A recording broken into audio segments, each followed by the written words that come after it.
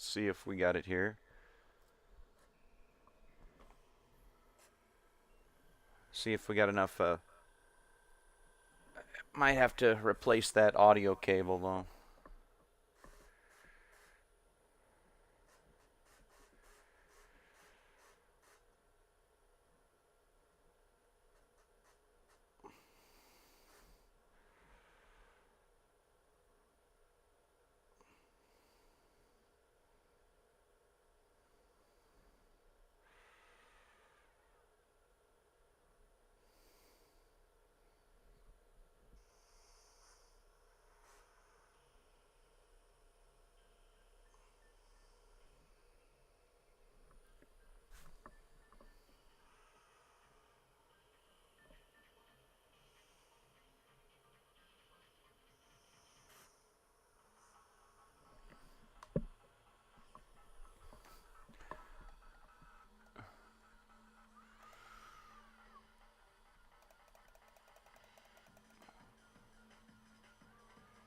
Okay, this is good.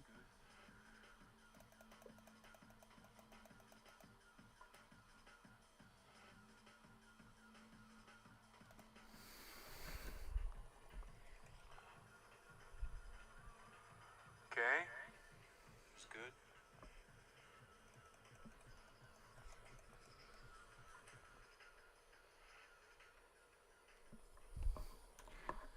Okay, we're gonna try to turn it up a little bit more.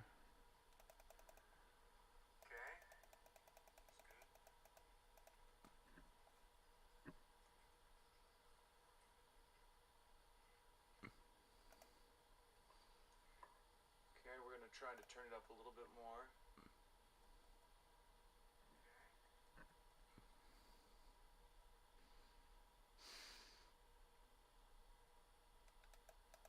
How about now?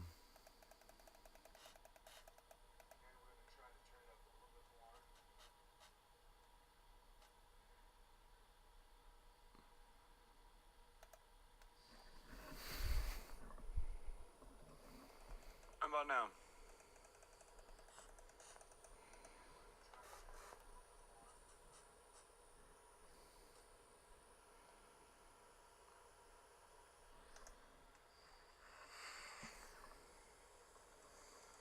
How about now?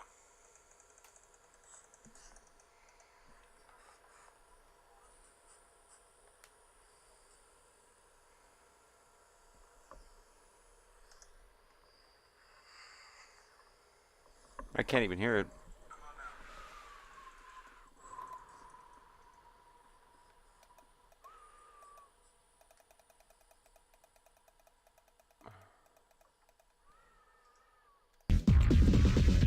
How about now?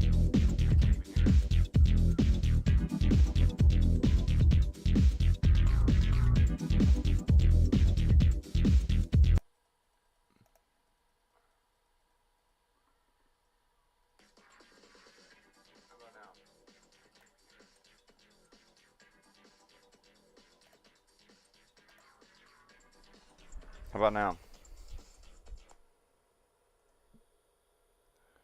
Did that make it worse?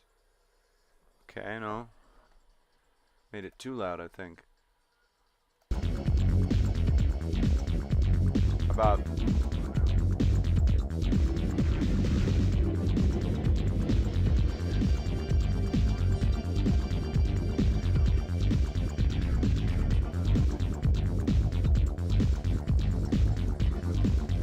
Can you even hear me?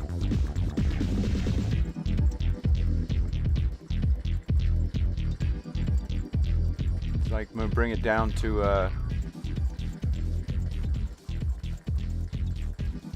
equal volume. Okay, that's better. About now.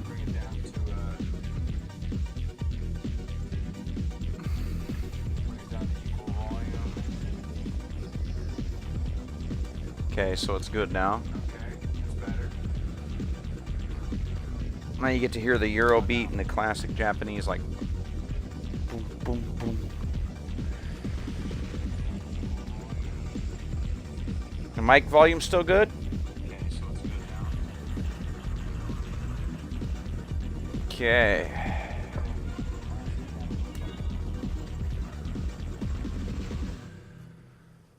And now it's going to change the song because you're in the garage.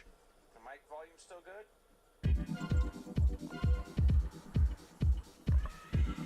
Okay.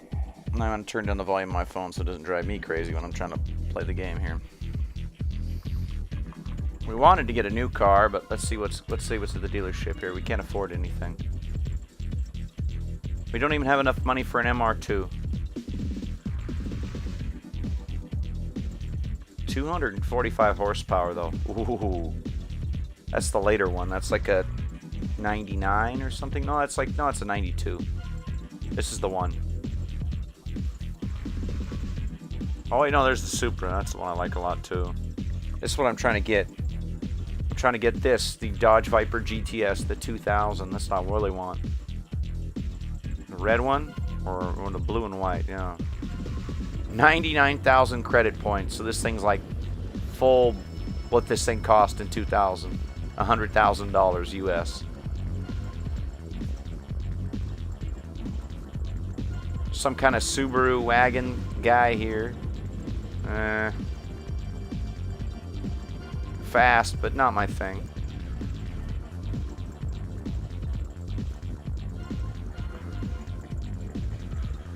So is the music volume louder than my mic, Buggy?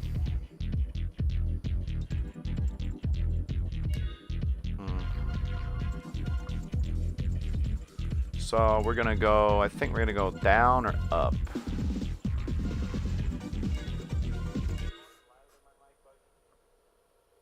I think it's good now.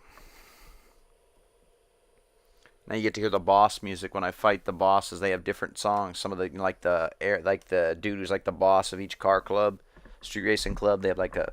Apparently, some of my other streams, the music was too quiet, and my buddy Buggy here told me about it.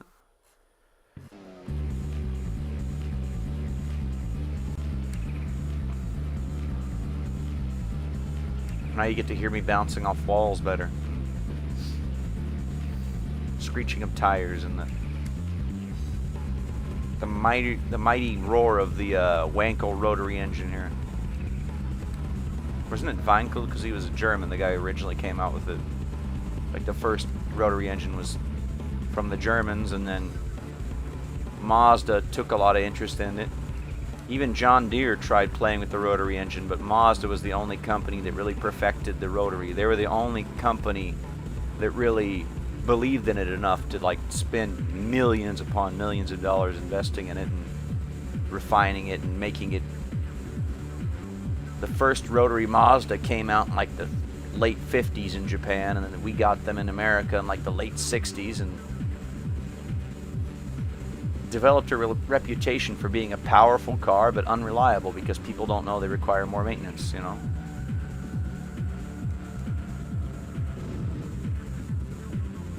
It requires more maintenance, and you have to actually check your oil level because the rotary engines burn oil even when the engine's brand new. It's a byproduct of the combustion cycle. They do consume oil. You have to add more from time to time.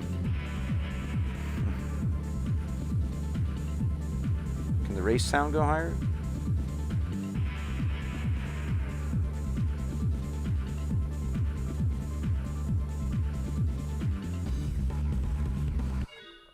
See, sound, music volume, sound effects volume.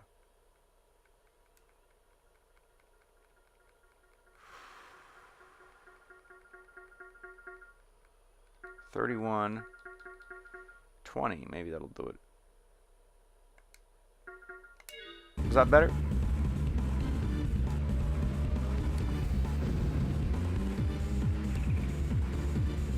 Can you hear the car more now, Buggy, or still the music's too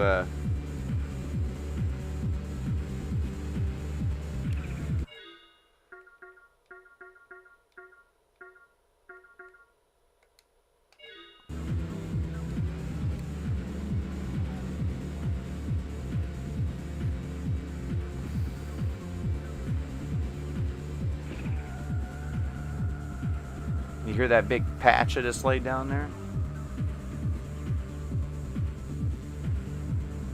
I'm trying to get this guy behind me to race because I'm trying to call out that one guy, and you have to beat a few of his guys for him to come out of hiding.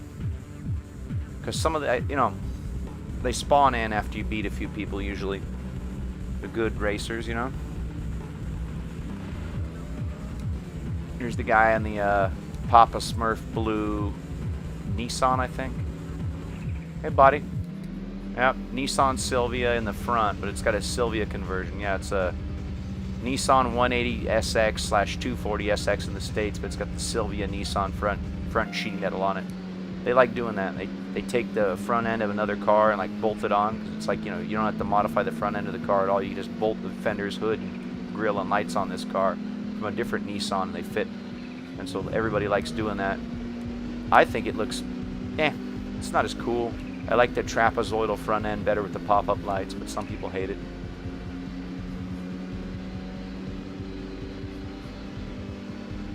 Here in the States, people pay $3,000 for that front sheet metal so they can make theirs look like that, which I don't get. I was like, oof.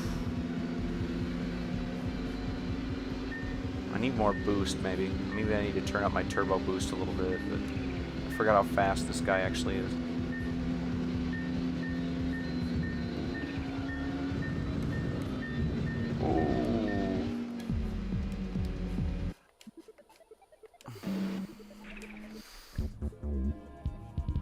Do. Like does like the you just lost music right there. It's like burp, burp, burp, burp.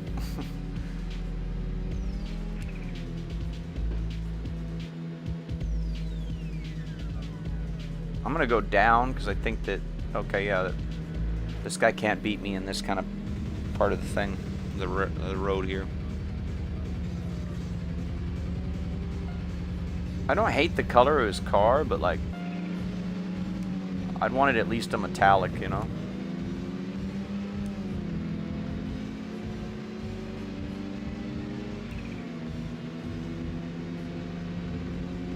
Yeah, I should have turned the boost up higher, I think. Because I got it where it's set, where the boost, like they got the turbo set up so it kicks in more on the high RPM. So like when the car is going slow, that it has less boost. So basically, you make power in the higher RPM range, but you sacrifice power in the, you know, at low RPMs. I don't have as much power because I had the turbo set up to kick in at like 7,000 RPM because it's an RX-7. It redlines at like 8,000 RPM. So you really have to get this thing going pretty quick, and you have to. Of course, I always find that one taxi cab. Ooh, rubber banding. Yeah, baby. I love it when they rubber band right in the back of me and like give me that speed boost.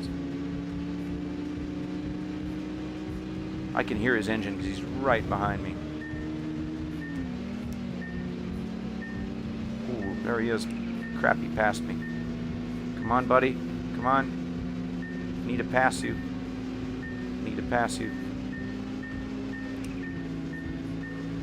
Come on. Power. Power! Whoa, he shoved me into the sign truck. You see that buggy? He pushed me into the Nardi steering wheel sign truck there. What is this giant billboard truck doing at like 3 a.m. in Japan advertising steering wheels? Should be advertising espresso, you know, coffee drinks or something. It's like, hey, buy our coffee drinks. You're driving on the highway. What the heck? And all the traffic just can't path find right now. They'd all just crash into each other. It's always that little tiny Japanese truck delivering milk. I'm like, dude, you've been driving this highway 90 days, buddy, and you've never once took an exit off to deliver your milk. I think your milk's bad now, bud.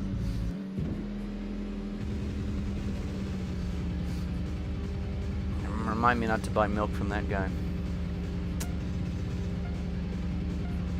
Because I guess in some parts of Japan, they still deliver the milk if you want the milk delivered. I'm like, I mean, don't get me wrong, I wouldn't mind having milk delivered a little bit. You know how many times I had to go to the store for milk? Somebody at the house wants milk, and I'm like, really? You want me to go to the store for one thing, get in the car, waste the gas to go over there for one thing? I'm like, no, make a list of things you want if we're going to the store. You're not going for just one thing. wasteful. It's like fuel costs money. Like, I'm getting like 5 different things if I go to the store, at least.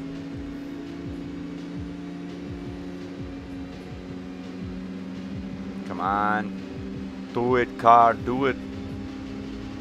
Do it now.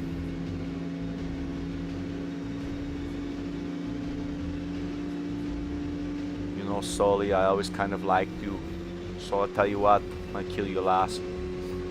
Matrix, you said you were gonna kill me last. I lied. Commando, I watched that like a few weeks ago.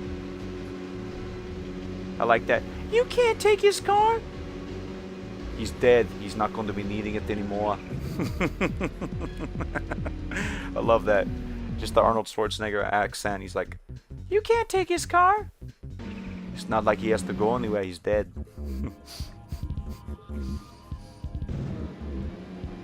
They have like that, you know, that 80s movie fight where they're like, the 2 big guys are like fighting each other and like throwing each other through the drywall of the crappy motel.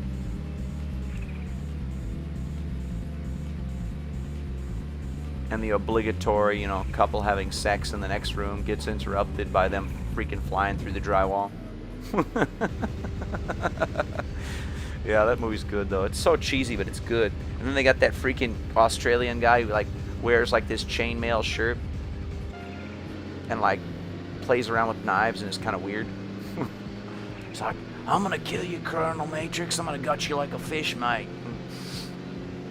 And then you got that like, I don't know if he's like a Cuban guy or something. He's like a dictator guy. He wants to take his country back, whatever. He's like, I'm going to take my fictional country in Cuba back. Or no, it's supposed to be not supposed to be Cuba. It's supposed to be like somewhere in like Bolivia or something. I can't remember.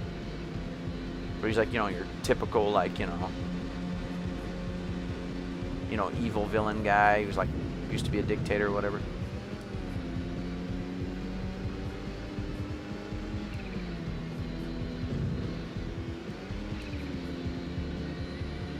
You know what else is really good, Buggy? You ever see The Running Man? I like The Running Man too. That's a good one.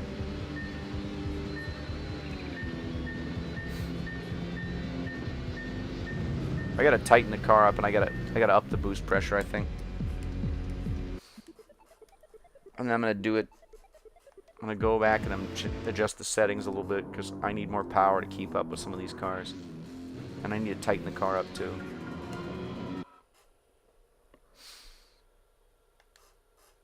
And the game insults you when you lose. It downgraded my name to Starlight Freak.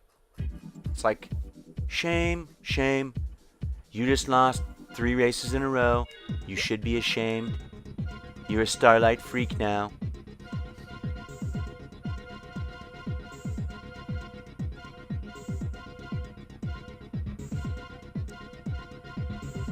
Put all the settings of that on. Oh yeah, you got your boost on all the way on high there. I should have it in the middle where I have like, you know, a compromise between low and high boost. There we go.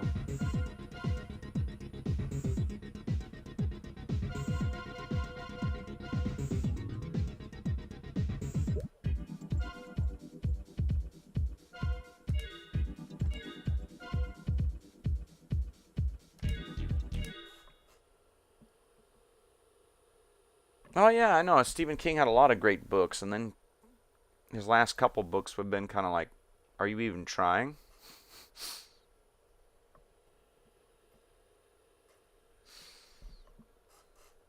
There's a Family Guy episode where he's like, Steven, are you out of ideas? Oh, we got a desk lamp possessed by the devil. It's like, ooh, spooky. They really roasted him that episode.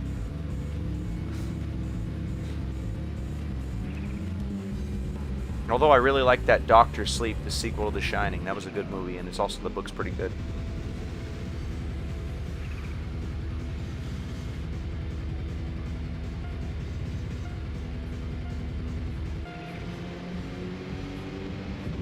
Game Guy. This guy's name is Game Guy. Not to be confused with Game Boy. Copyright.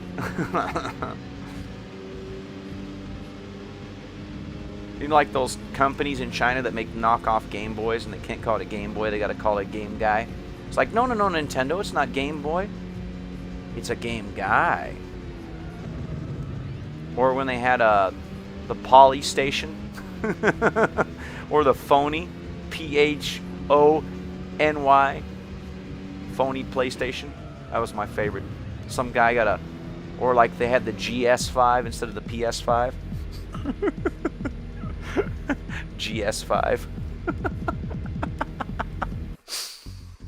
Some guy bought a PS5 off eBay and it was a PS3 taped to a PS. They took a PS3 and duct taped it to a PS2. Because I was like, dude, I don't know if this is real or not. I would be mad if somebody did that to me. PS2 taped to a PS3. It's like technically it adds up to 5. Oh, that's funny. Suppose you know when the PS5 came back, when the PS5 first came out, people were buying a PS5 at the store and then putting rocks in the box and returning the box. It's like,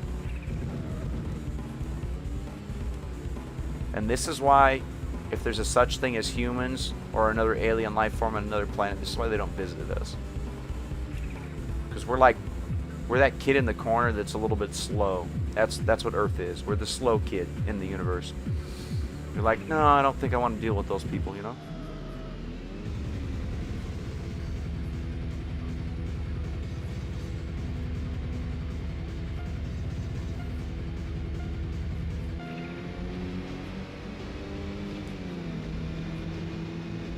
Man, he's really blocking this little guy. He is cappuccino. That's what the car is seriously called, a cappuccino.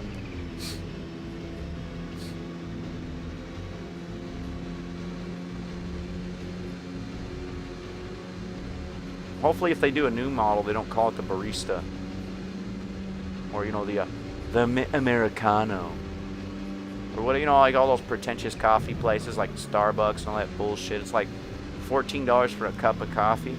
How about no, Scott? How about no?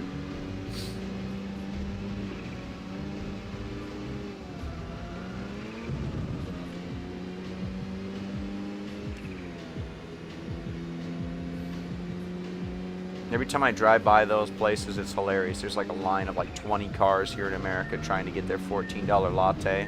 And then all the people that spend $14 a day on a cup of coffee try to give me financial advice. You're buying video games, you're wasting money. It's like, bruh, every morning you gotta spend $14 on a cup of coffee and they think they can give me financial advice. Or, you know, when I spend money on my car, cars are a waste of money. I'm like, $14 cups of coffee. That's a waste of money. It's like the coffee at the freaking gas station's $2.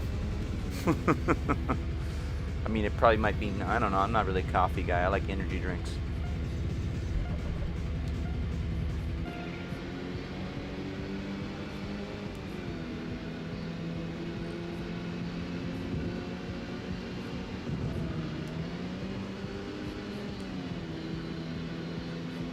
I'm getting killed by turbo lag, and I think this transmission kind of sucks though too, because it's not a close ratio, and I'm trying to get the money for the upgraded transmission.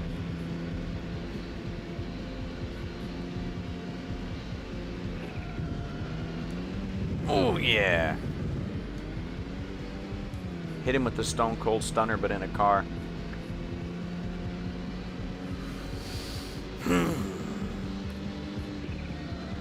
I got you for 3 whole minutes of me time. You ain't going nowhere. Oh, I forgot to upshift there.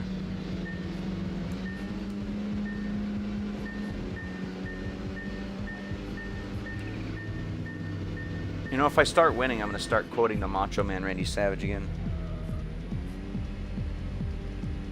Yeah, I can't believe I know, Buggy, I can't believe what us Americans will pay for coffee. It's like, I mean, I'm not saying someone's dumb for paying $14 for a coffee. I mean, if you can afford it, good on you. But, and then they also demand a tip. They're like, you know, like, we need tips to survive. I'm like, The coffee's already $14. You talk to your boss for a raise.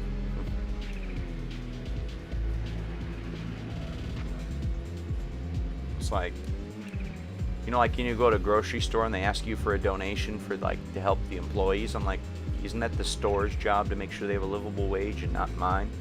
I just came in here for some food, you know. Do you want to donate to save the pandas? Are the pandas going to help me pay the rent? And then they try to guilt you. Don't you care about the pandas? Don't you care about the pandas? I'm like, I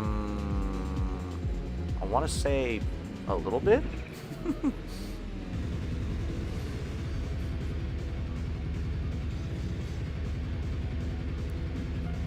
Didn't that, hey Buggy, didn't in China, didn't they just have a fake panda? Wasn't it just a dog that was spray painted black and white or something?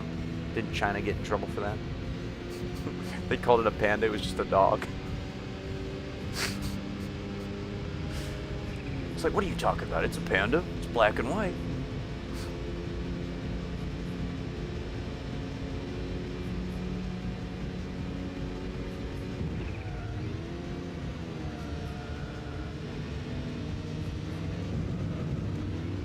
It would have been funnier if they would have accused, like, it's like the Chinese government should have accused somebody of, they're like, somebody stole our panda, it's Grand Theft Panda. That's what they should have done. That would have been funny. It's like, there was a panda in there yesterday, somebody must have stolen him.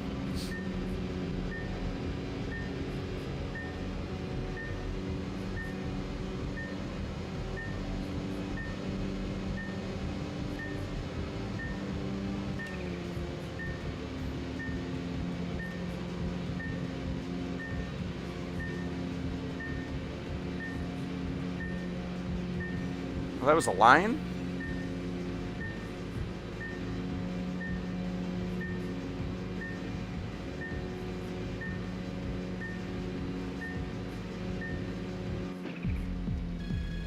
You only had $400 on him? Come on, buddy.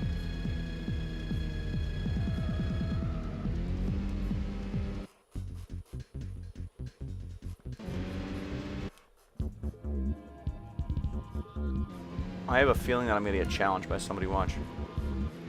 Oh, yep. Here he is. You hear the challenge music, Buggy? It's different music.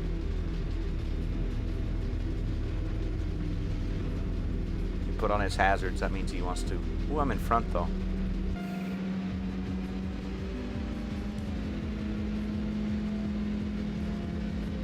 Come on.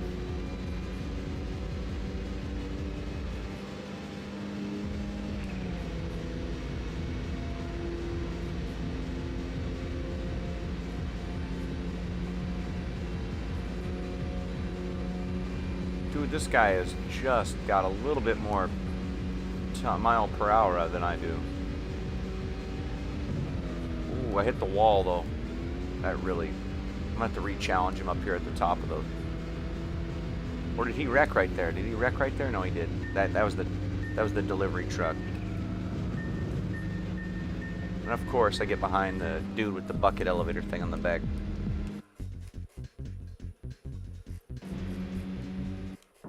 The zoo didn't even look like a real zoo. That's funny. I mean, there was a part of China where they were taking rocks and putting them in a wok with seasoning, and people were eating rocks, like sucking on the rocks and spitting them back out. I was like, man, I'm glad I'm in America. I'm glad I'm not poor enough to where I'm gonna like literally cook rocks with seasoning and then lick them and then spit them back out. Like, suddenly my life doesn't seem that bad.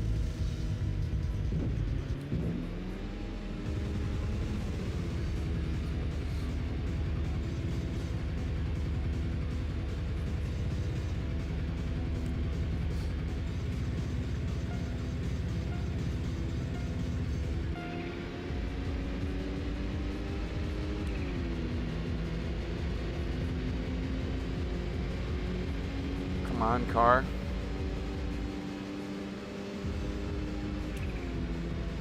You gotta pass this guy. Come on, car. Come on, car. Come on. We're building boost now. Might be able to get by him before our health bar goes completely to shite, but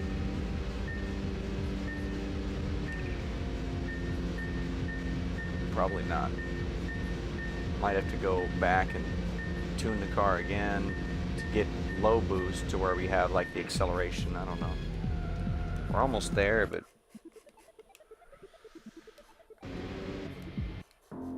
he's just got a little bit more power than me. That's the problem.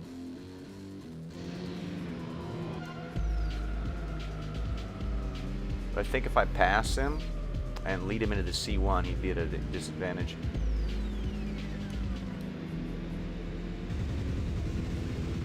It's like I'm gonna go left.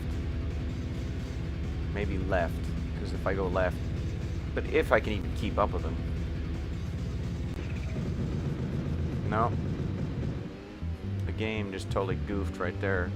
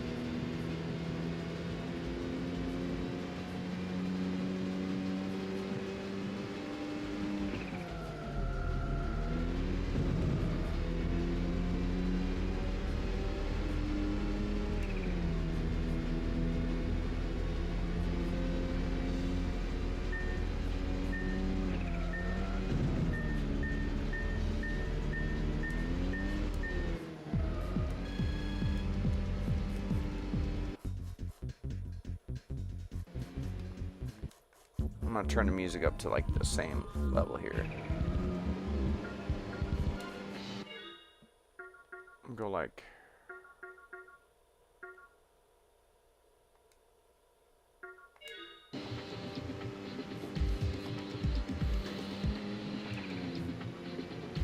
the music motivates me though too, because when you're winning, the music sometimes is different.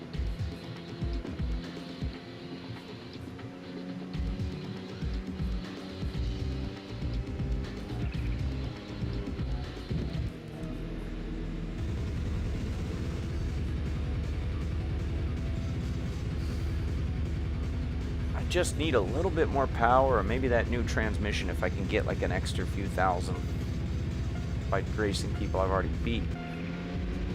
The problem is the more you upgrade your car, the more your opponents upgrade their car too, so it's like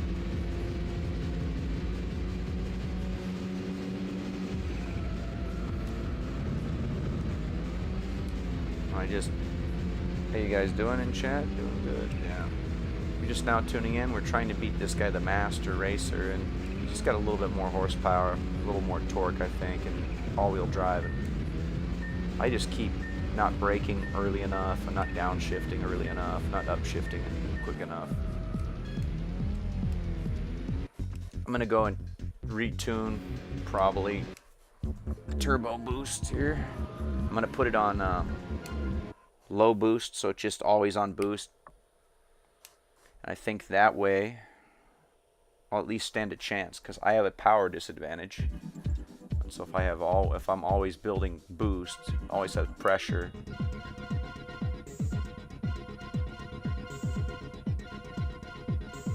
I'll soften her up a little bit.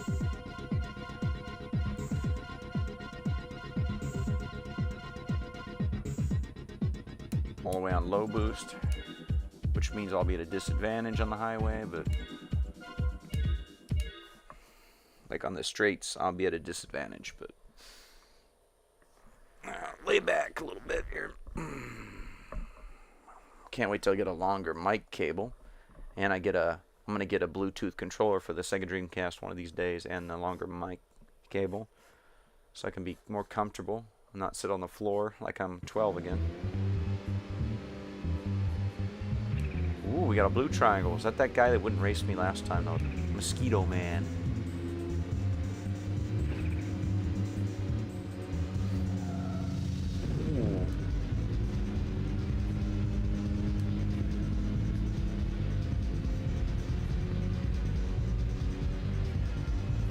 blue triangles are people I've never raced, though. And these are usually guys that got deep pockets, usually. The people you race for the first time, they got money. Oh, no, this guy's new. He's got a bomb on his car. The Wanderer. That's his crew. He's a Wanderer. And he's in this Phantom X. Ooh. Am I supposed to be afraid of you, buddy?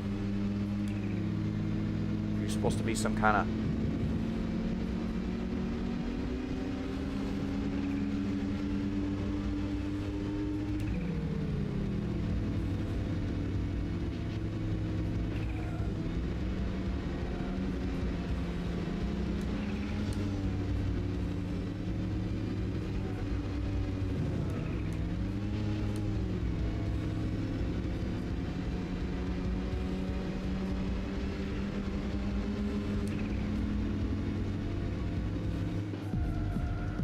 Oh, he gave me $3,000. Man, this guy had deep pockets. Thank you for your money. And I have a feeling that someone else is going to challenge me immediately after him, because that's usually what happens. No?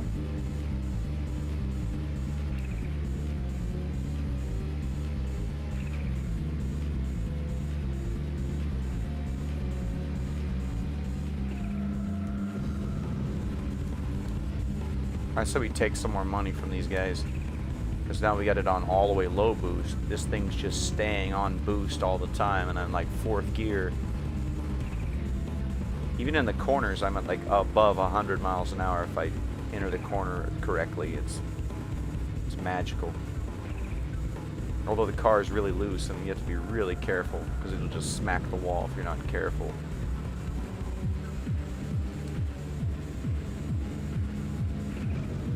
I did not brake. I should have braked.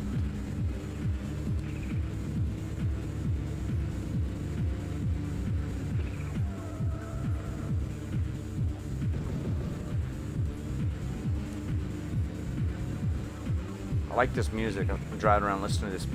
I feel like the German bad guy in a 90s movie, driving my BMW, you know? Remember those 90s movies, Buggy? There's like always a German guy in a BMW, and his like hair's like bleached blonde. He's got like a cigarette in his mouth, and he's like with like the sunglasses on, like the John Lennon's on or whatever. He's got like a gun on his hip. He's in like a BMW, all blacked out. You know, the stereotypical bad guy.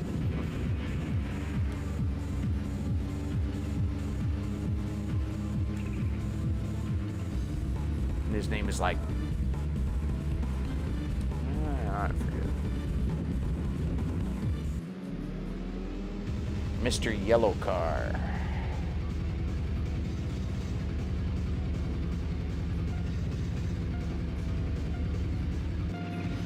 Galaxy Racers.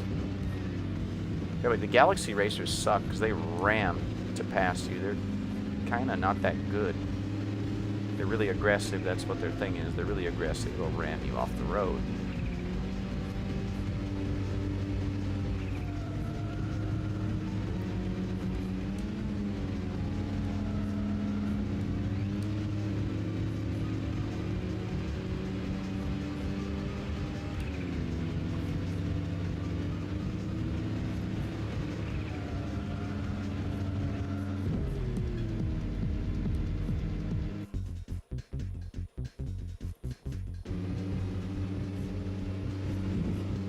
On his 3rd roid cycle this year. Yeah. You forgot all those bad guys in those movies took like the steroids.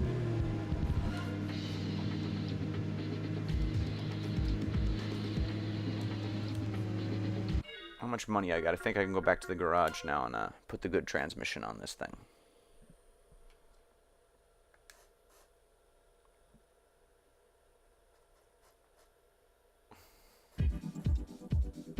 $22,000. How much is the transmission though? Type 4 transmission. $28,000. Maybe weight reduction would help better. So it's 2,513 pounds. With this weight reduction, it is 2,336 pounds.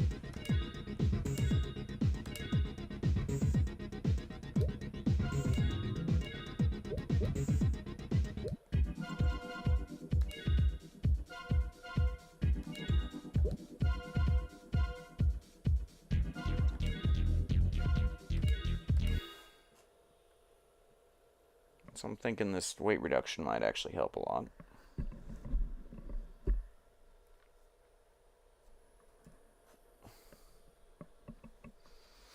Because this car started at like 2,700 pounds. So this thing shed a lot of weight. It shed like...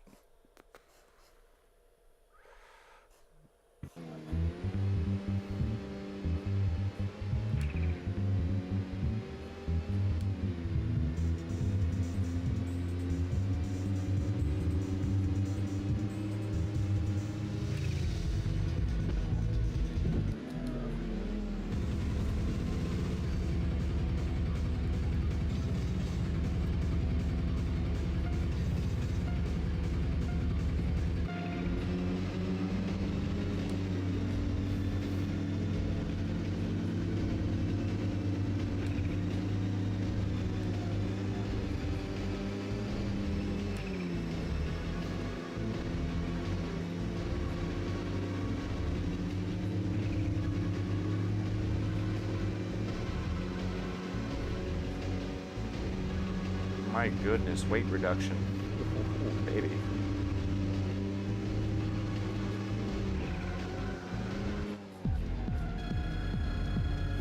Okay, weight reduction was definitely the goal there. That was really good. This thing's just a lot more peppy, and it enters the corner a lot easier.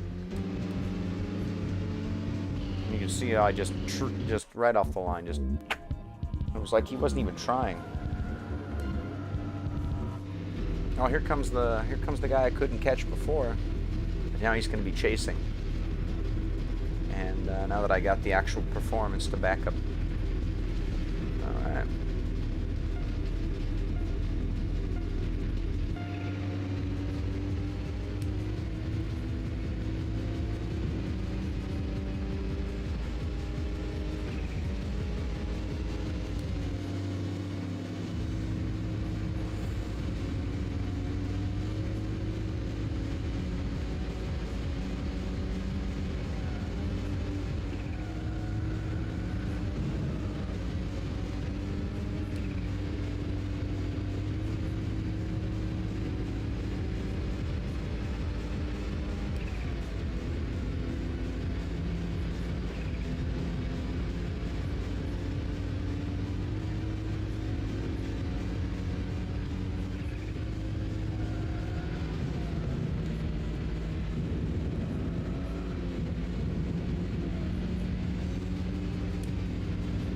Take more than that, guy.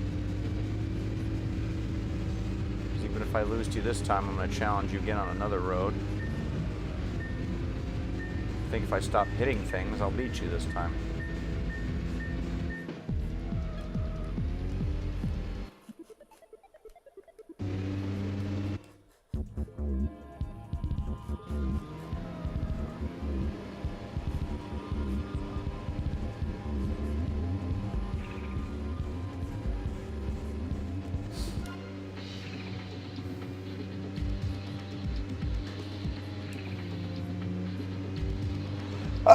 Oh, man.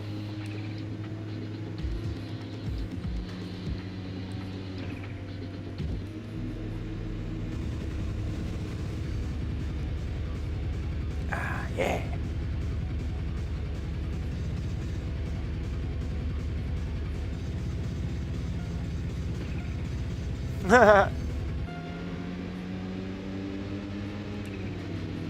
Sometimes he just...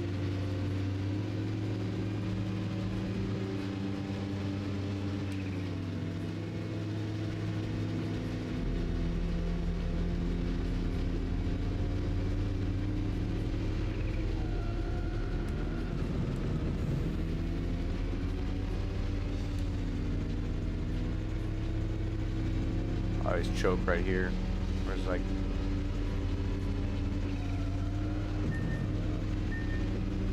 It's a hard part of the race.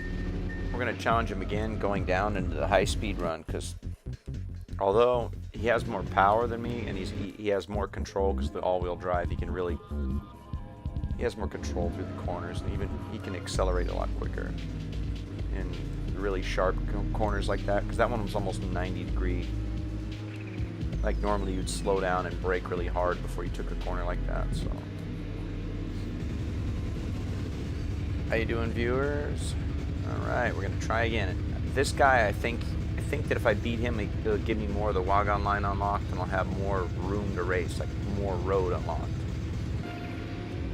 It's pulling a Need for Speed right now. It won't let me go on the certain parts of the road are not available to me because I have not unlocked them and whatnot.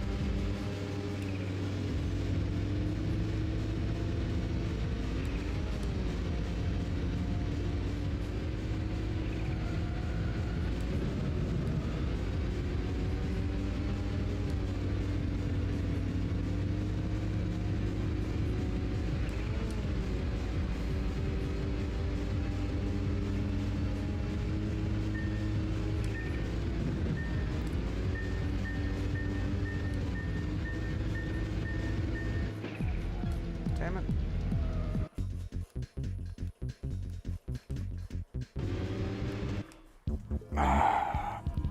I'm probably gonna need to get some water or something, but in a little bit. I'm gonna beat this guy first, though. I think I'm gonna get him right here in this stretch of road. If I can just get out ahead of him, I know he won't be able to catch me.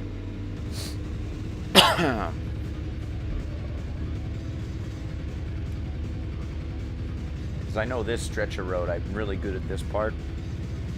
Because there's certain parts of the highway I've just... Because they were in the first game. You know, areas of the highway that were in the first game, I remember.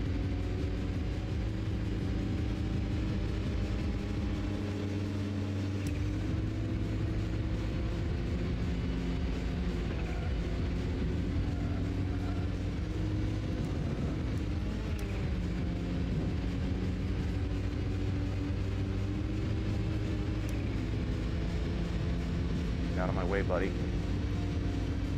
can't block me forever.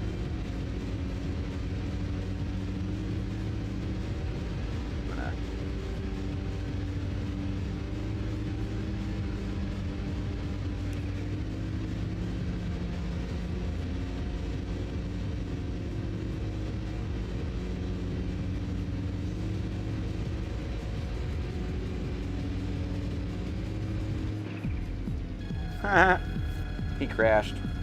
He crashed. I wasn't faster. He was just a crappier driver. He hit that freaking wall.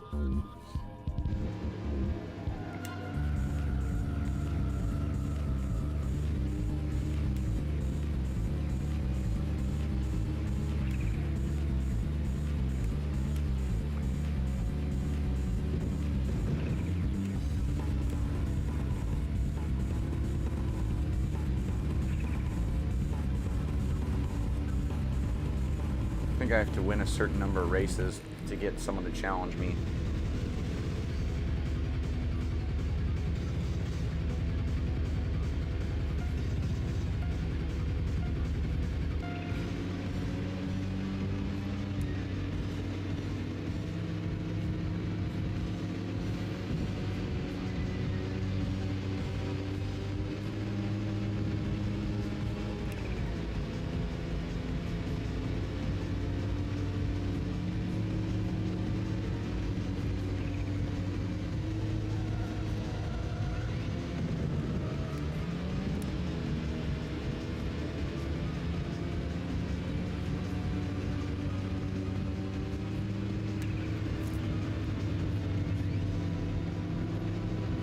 Power disadvantage.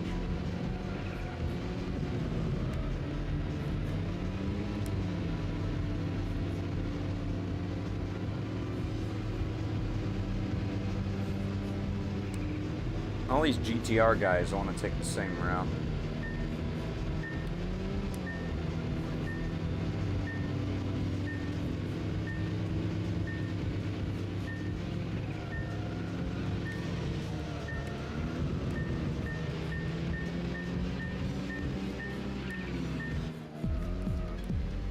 Since I beat that guy, I think I can go back to the garage, go the next day, and I think I can have new racers.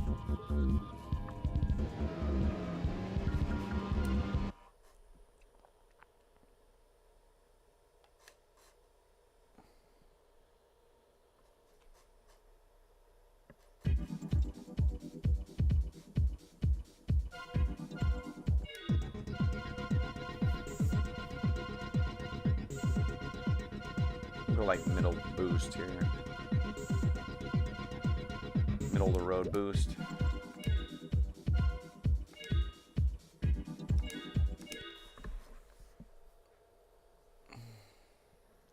Then we're going to pause the game for a minute and get a drink. I'm hoping we can actually see.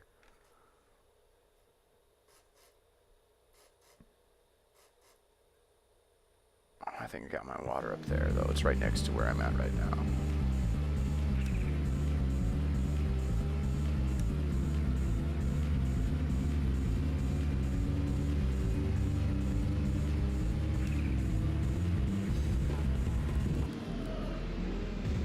Kind of sucks I have to race the same guys over and over again to basically convince the next batch of racers to show up. But the game does not give you any hints on how you're going to progress. It's like, it doesn't tell you who you have to beat to unlock the next batch of racers. It doesn't tell you who you have to beat to unlock the next section of roadway. It doesn't hold your hand. You just kind of got to keep racing until you unlock stuff. And for some people, that's going to be an issue because they're just going to be like, it's frustrating sometimes.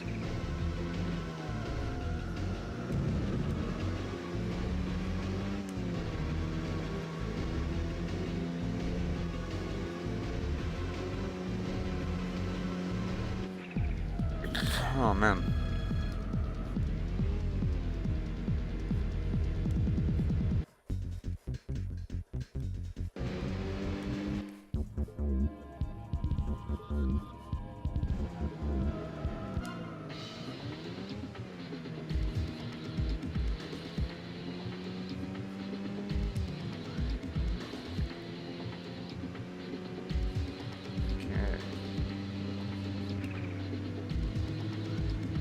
Come on, baby.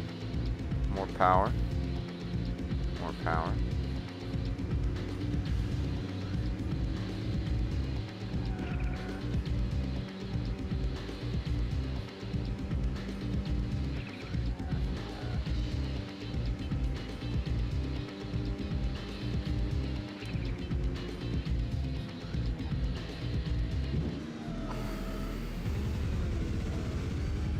Okay, we're gonna race another little tiny car here, little K class.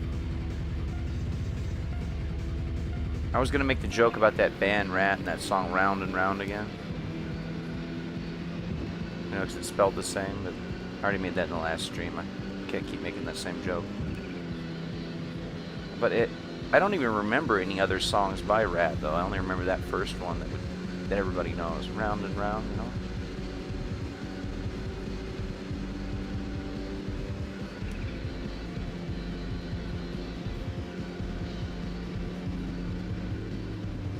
They were supposed to be at one of the county fairs somewhere.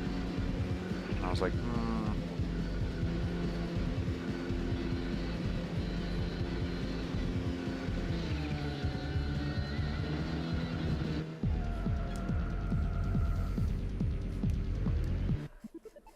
Okay, 2 wins in a row.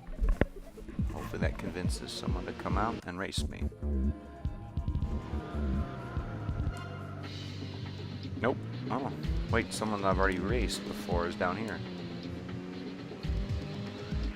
Pink triangle.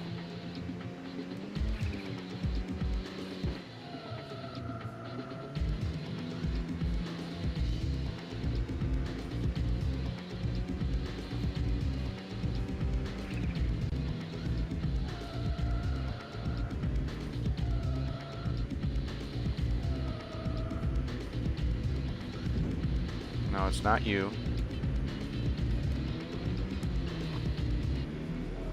Come on, take my challenge.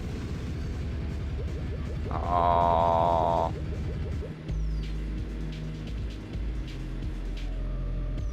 Don't tell me I have to beat her to unlock the next stage. How much money do I have? Do I have enough money to buy a car she'll actually race? That means I have to buy like a little Honda or something. Something front-wheel drive. Something really cheap. I don't even think I have enough money to buy a car like that, but let's see. C-Class car.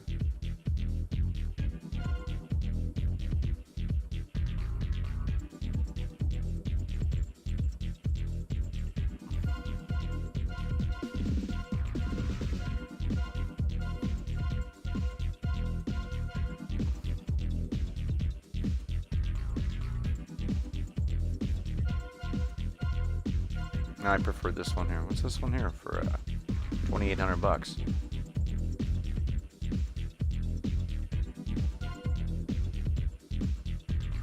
$135 horsepower, and it's pretty heavy. This car lacks power. You don't say.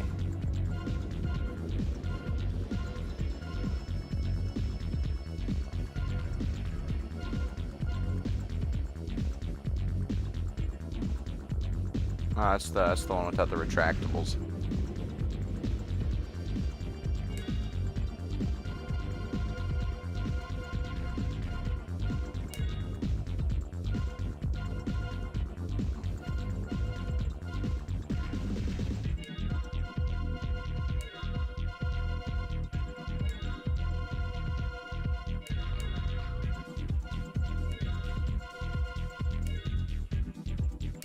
Payback's a bitch. That's what the license plate actually says.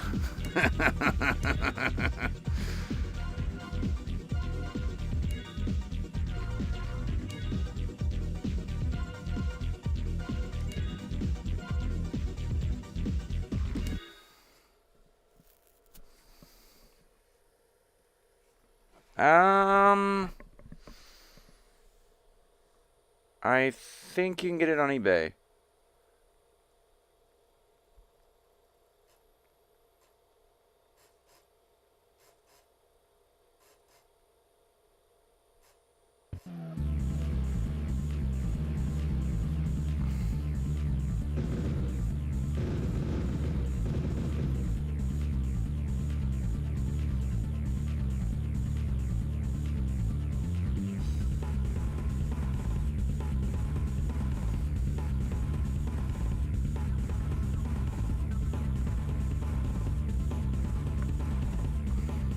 Yeah, there's a few on PlayStation 2. There's a drift one. There's one that does primarily toge racing. Okay, this thing's really slow. This little Toyota I just bought. Okay, maybe if I oh,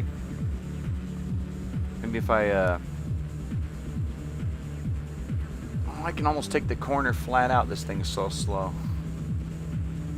And it doesn't have all the tuning the RX-7 has, but yeah, this game's expensive though. It really is. On the Dreamcast, like a legit retail copy. This game's kind of a collector's item now. It's 24 years old. It's about, I don't know. When I bought my copy, it was like 40 bucks, but now it's like $92 or something crazy. It's a fun game. I mean, if you can find it at a retro store for under 100 bucks, I think it's a good deal. But retro games are insane prices right now. Like the Animaniacs, right? There's an Animaniacs game for the Nintendo GameCube and the PlayStation 2, and it is a $300 game. I want to own the Animaniacs game. I really do. I really do.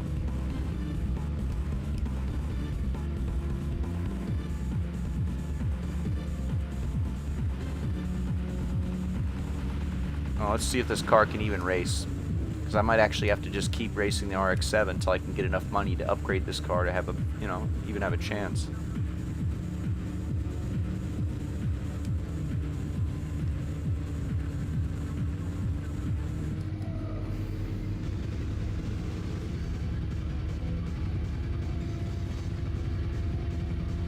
Sleeping.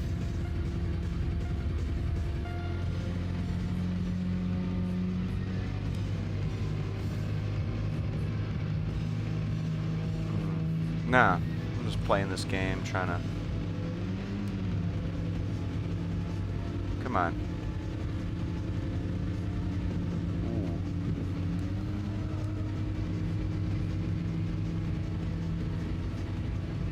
Ooh. Yay. Those third generation Eclipses are that slow.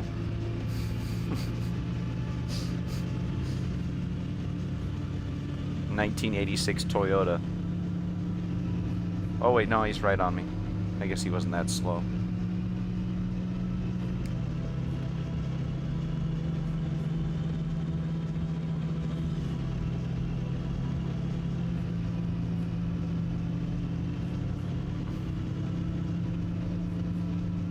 This is what playing the game for the first time is like. You're like, You're in an all-stock car just trying to hit 100+ miles an hour.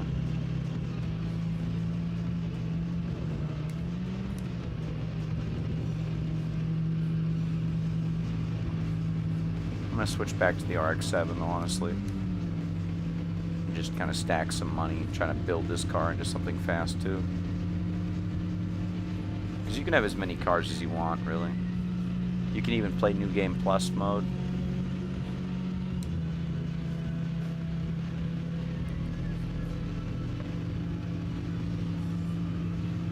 Come on. Do I have a 6th gear? No, I don't.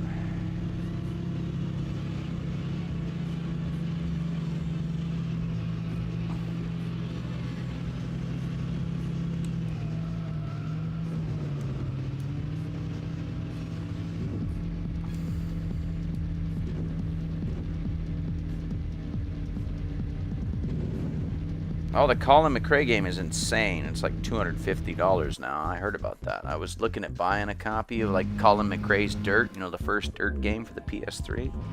And I saw the price and I was like, I'm going to switch back to the fast car.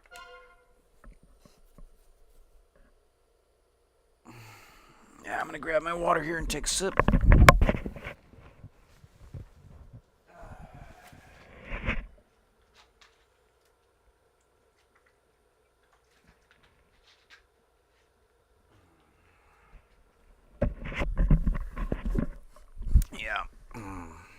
So how's everyone doing?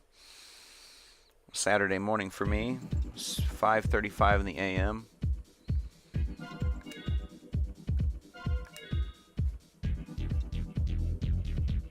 Switch back to the FC.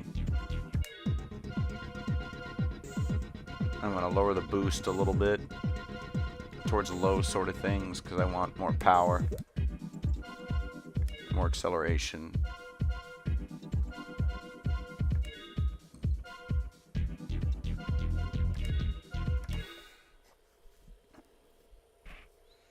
And we're going to try to race some people on the C1 line because that's where all the racers are right now.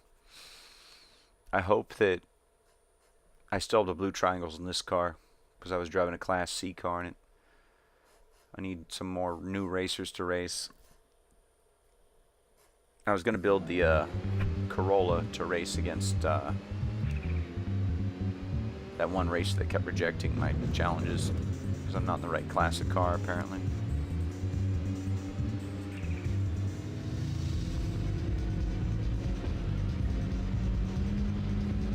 Because some of these racers won't race you if they know your car is way too fast for them.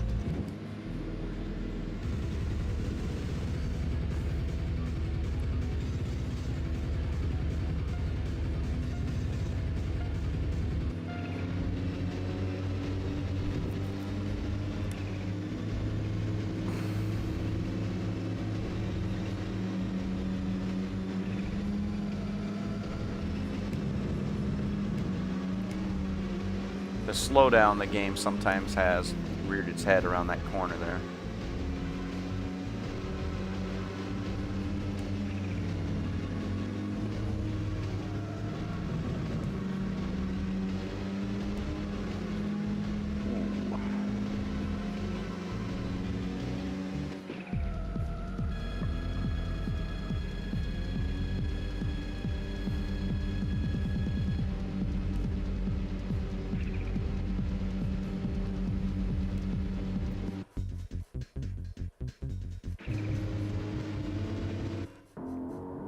I'm hoping somebody challenges me, honestly. Here we go.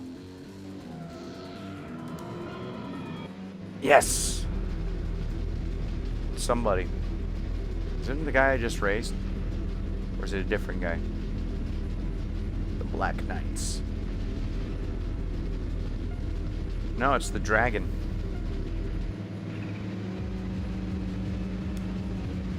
Now I have the power to slay the dragon. Don't scare me in your Subaru Legacy, my guy.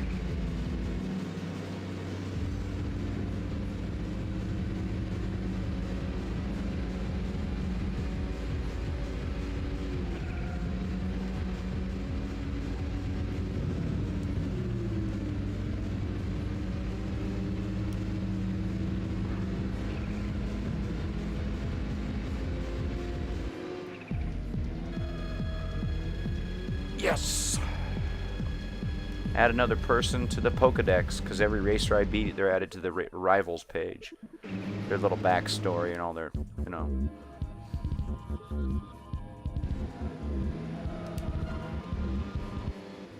Ooh, who's this? Who's this? You see their screen's different. It's red. And it's got like a purple star here. It's all strobe lighting. Who are you? Are you somebody to be afraid of? The Purple Comet. You think pretty highly of yourself, don't you?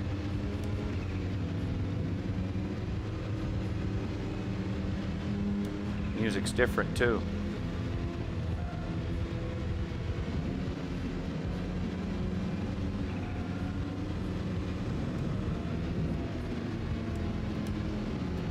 You know why they call it the Purple Comet? You don't know where it's going to land because it keeps bouncing off the walls.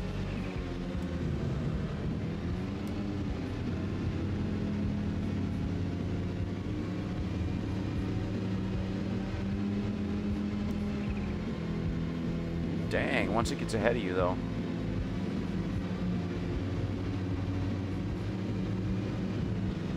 Buddy, let me by.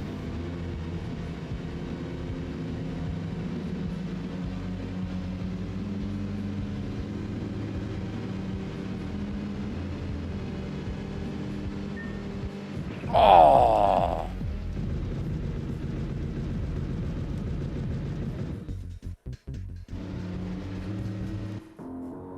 That was the guy I needed to beat too.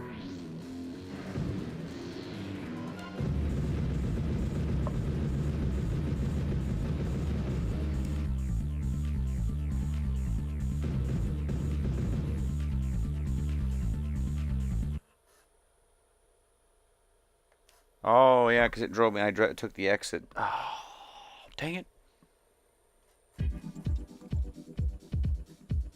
We need full boost to keep up with this guy here. We need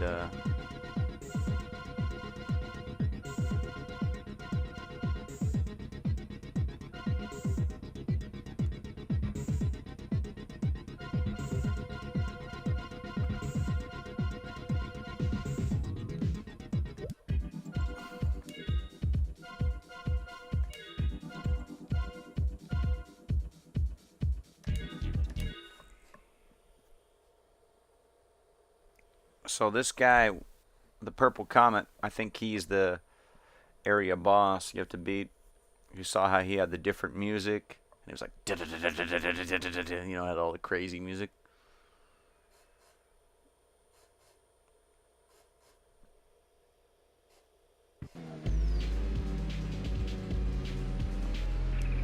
In the first game, they had the 13 devils, and they also had the 4 horsemen that you had to beat. And the 4 horsemen are like the fastest, and so are the 13 devils. And there was like one of the cars was named like, there was a car and it had like, it said on the back, I think Pestilence. So it was kind of cool. The 4 horsemen.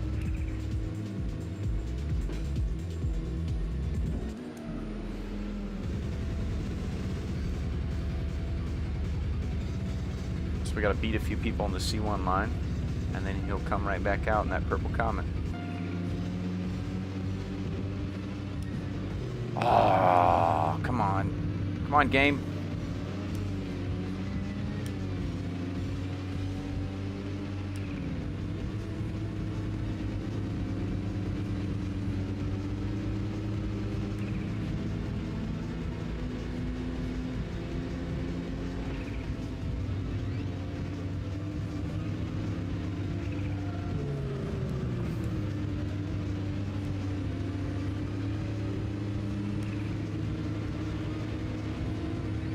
I think sometimes when I beat these other racers, it's just luck. Like, where's the traffic gonna be?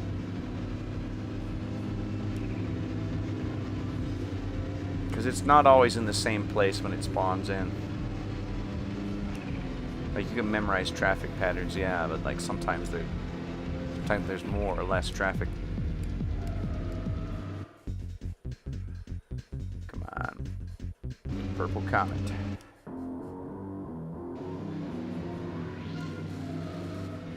There you are.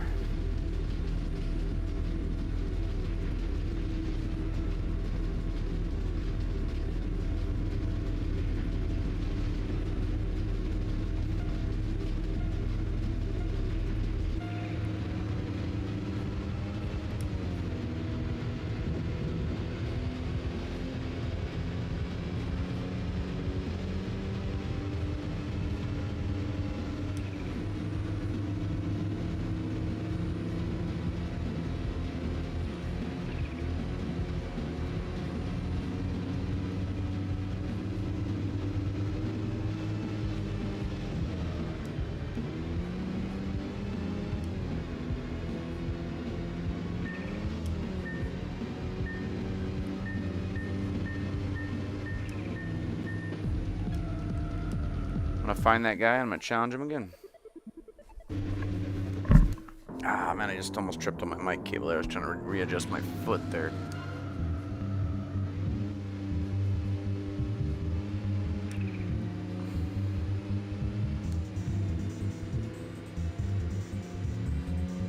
Let me guess, I took the wrong way, didn't I?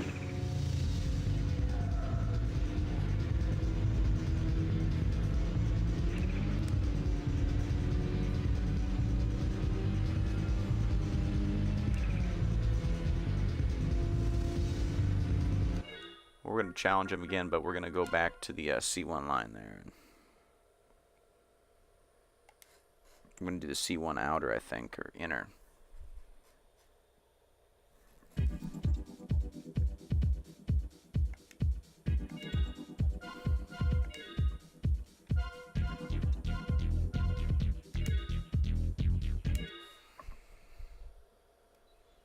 We just got to beat one racer and he'll reappear. We're going to race the new guy and see how fast they are. Oh. And then after this stream, we're going to play Ducks on the Dreamcast, an independent game by HughCast. That game's pretty cool. It's a spaceship shooter. It was all hand-drawn, too. And then animated. 60 frames a second. Really great music. It's like a bullet hell one, too, so it's really difficult.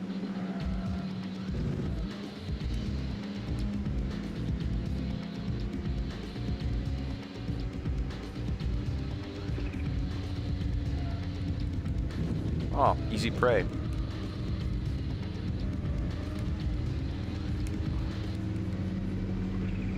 The brain. Pinky and the brain.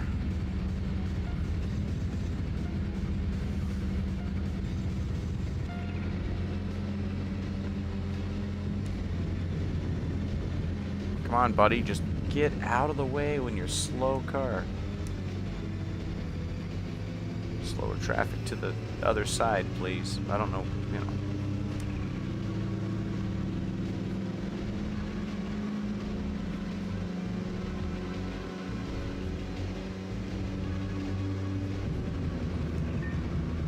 Oh, you gotta be kidding me. You taxi cab.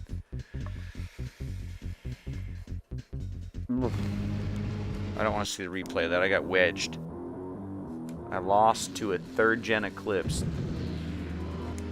which is the slowest version of that car, by the way.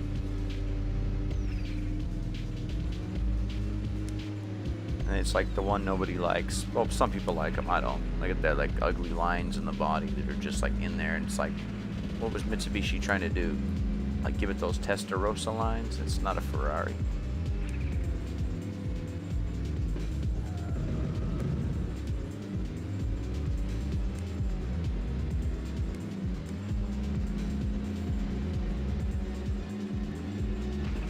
It's because at that point in time, Mitsubishi had a partnership with Chrysler here in America. So Chrysler and Mitsubishi needed to work together to kind of stay afloat because they both didn't have a lot of money at the time. So they actually had a 32-year partnership from like the late 70s, like 79, all the way to 2009. They had a partnership where they would share engines and chassis and technology together. Made some of the best cars of the era. But they also made some cars that were unremarkable as well.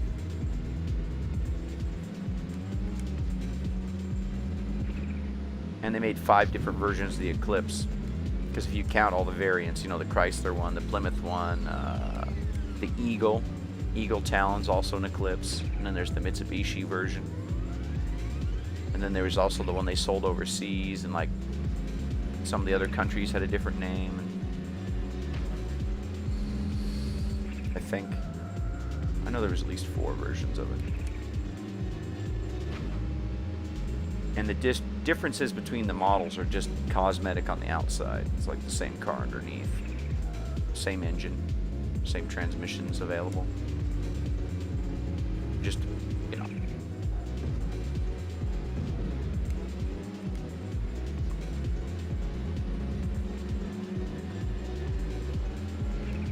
Eagle was basically just, you know, Chrysler wanted to see if they could get American people to buy more Japanese cars, and you know, because they partnered with Mitsubishi, so the Eagles were just Japanese cars made by Mitsubishi,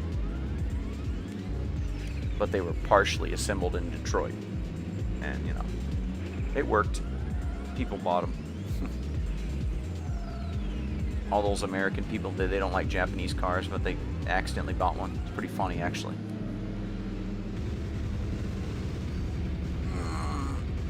The only car I haven't really bought is I've never bought a German one. I've driven them. Never bought one, though. I hate those wheel bolts. You know, like when you have a German car, they have like the, instead of lug nuts, they have like a bolt that you got to put in, because like the wheel hubs have like threaded holes. So you actually have to bolt the wheels on with bolts.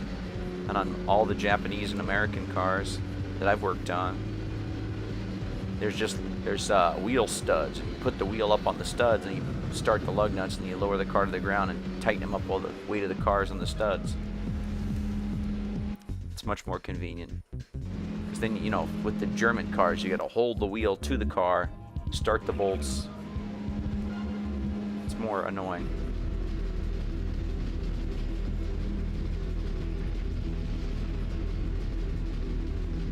I hate that strobe effect. My eyes are like, ah.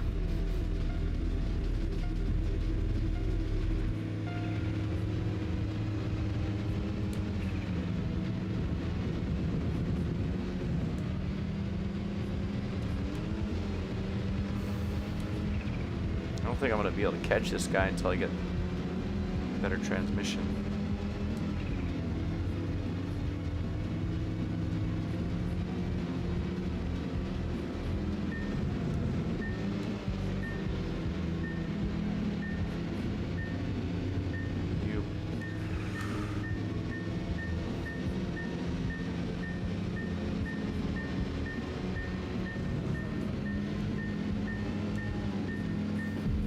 I'm gonna follow him.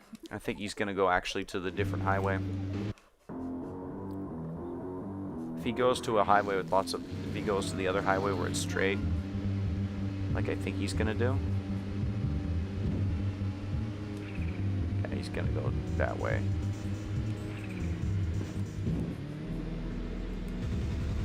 Every time I challenge him, I gotta see the cinematic. Oh, it hurts my eyes.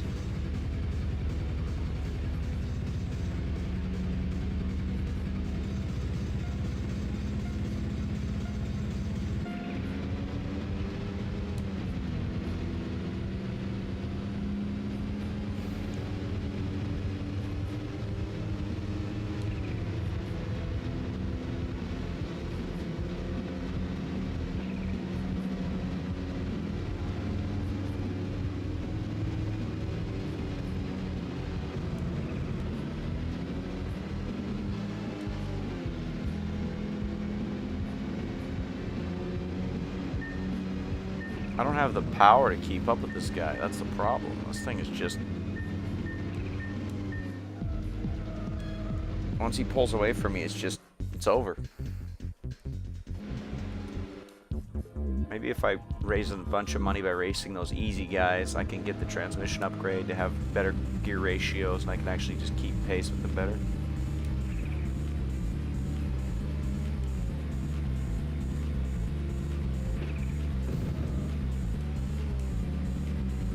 Keep in mind, if I beat people on his road, he will try to re-challenge me. And, you know, he'll be chasing instead of leading.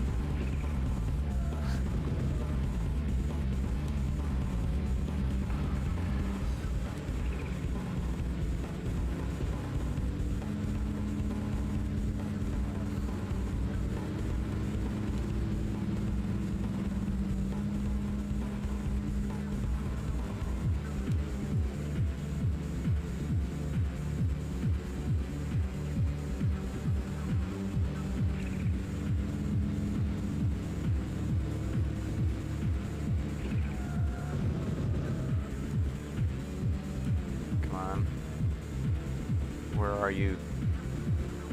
Think you can hide from me? New guy.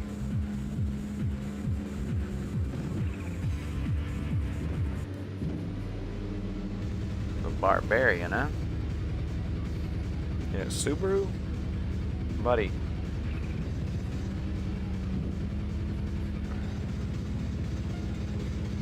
Side the Barbarian. No, buddy. You're trying to act like you're rated R like the first Conan the Barbarian. You're rated PG-13 like Conan the Destroyer, buddy. Could have been great. Could have been a worthy successor, but nope. Still a decent film, but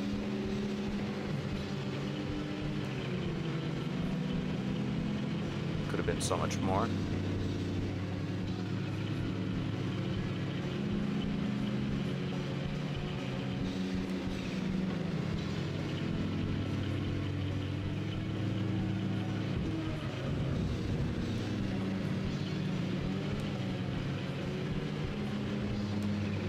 You know your car is slow and I can crash and still beat you.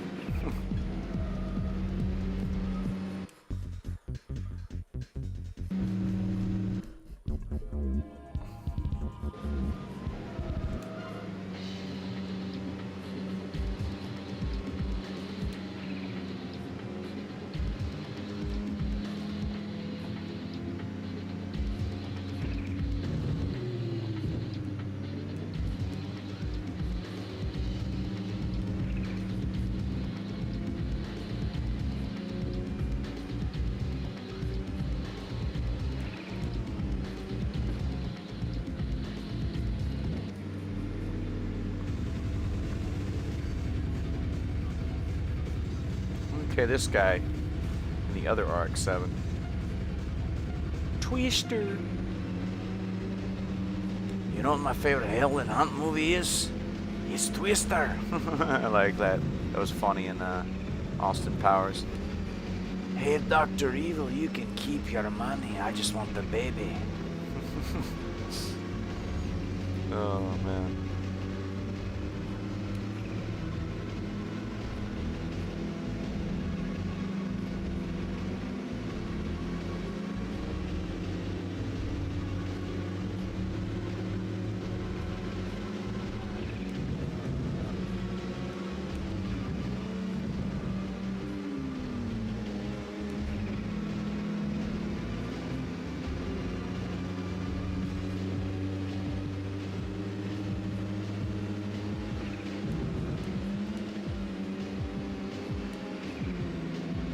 Pulling away from me a little bit there.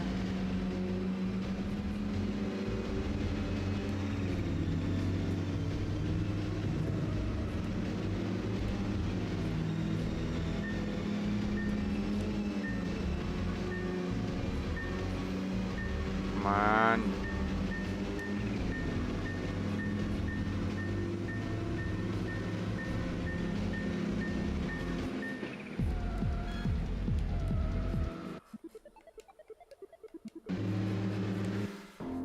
The problem when I lower my boost to be faster in the corners. We're gonna go back and up the boost, I think.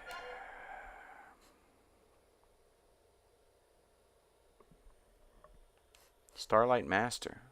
I like that.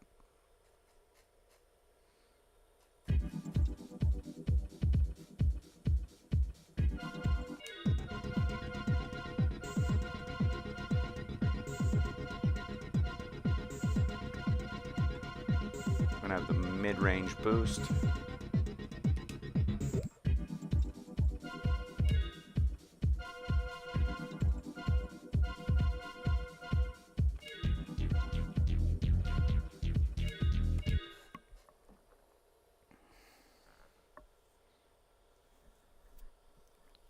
I want to at least unlock the next part of the highway, beat this guy on this stream, and then switch games after.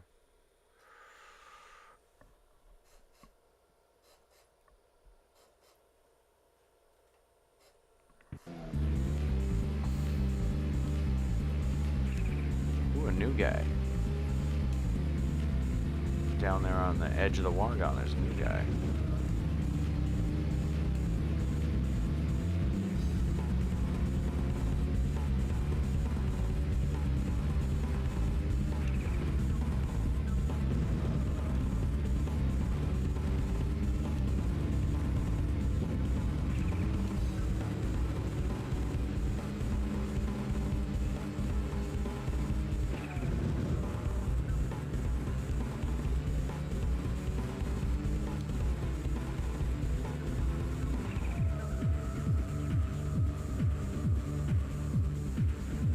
take that route the next time.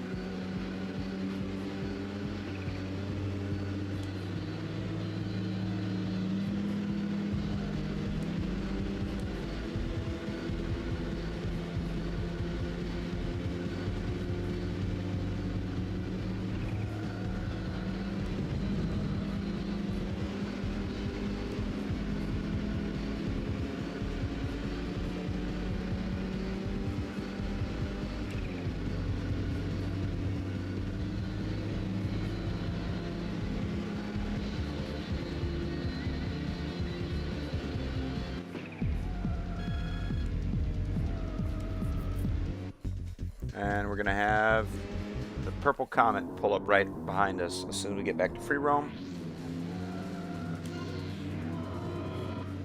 Yep.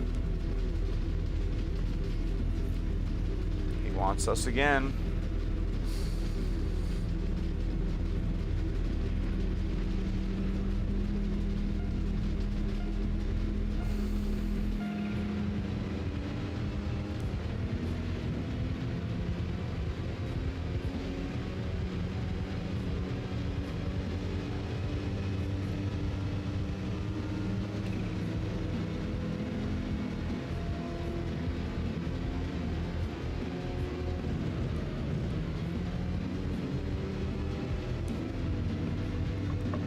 My turbo boost turned down. I can catch him faster in the corners, but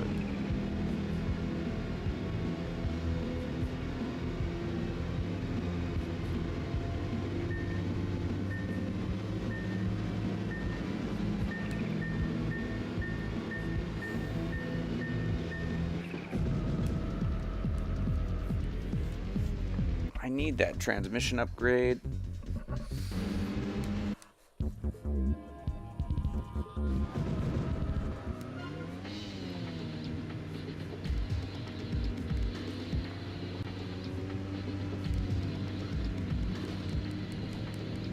I'm gonna challenge him again and sit through that intro that hurts my eyeballs. Oof.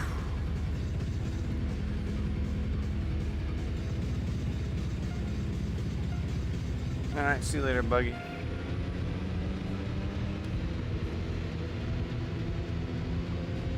Oh, come on.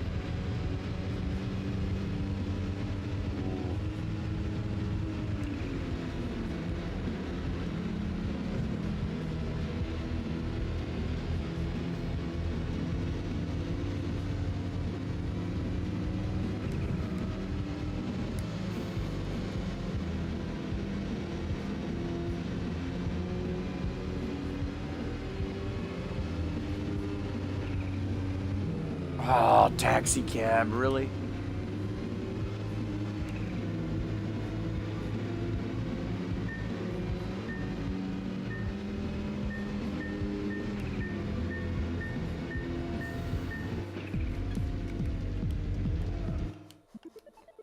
I'll pause for a minute. I have to go to the bathroom here.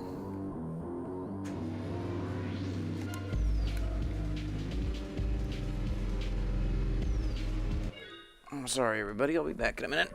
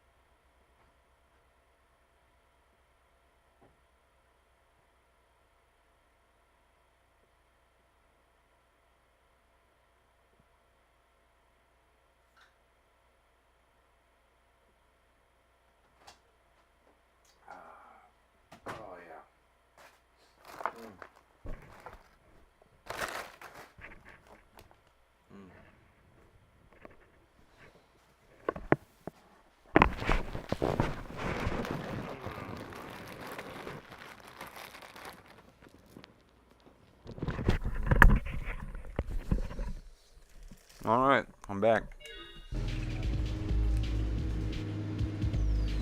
Eating jelly beans.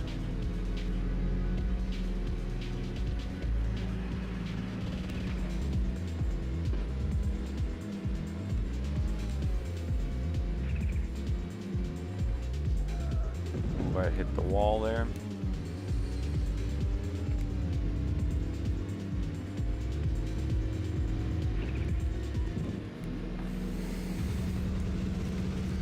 This will hurt your eyes.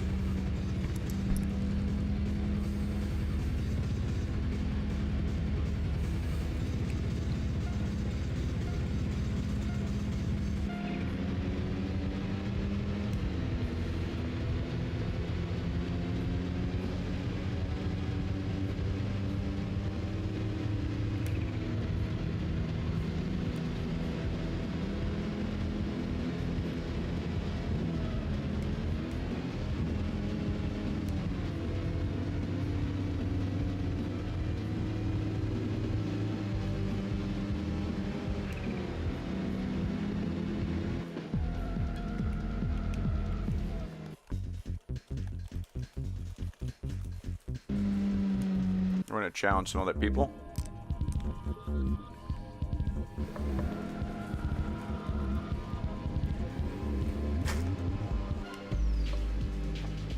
We gotta get more money.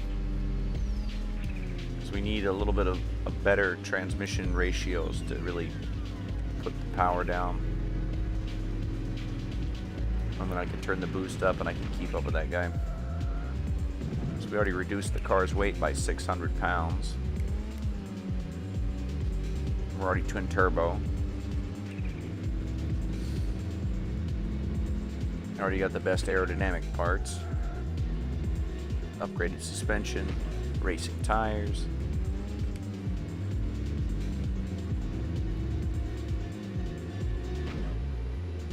I've kind of, through modifying my gear ratios, I've basically done the best I can with this transmission. Okay, what? Seriously? Buddy.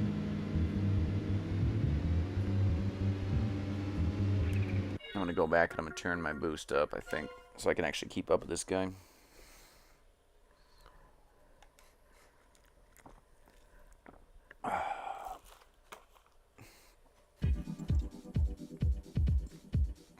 Let's see if there's anything else I can do.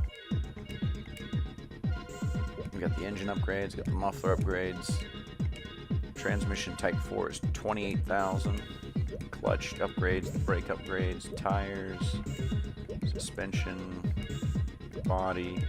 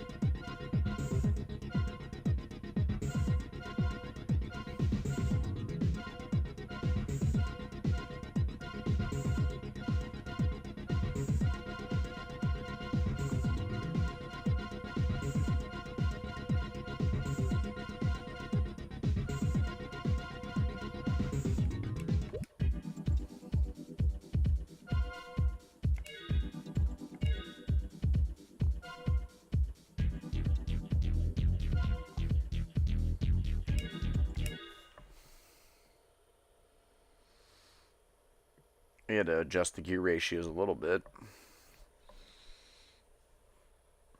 We're trying to get the ratios closer.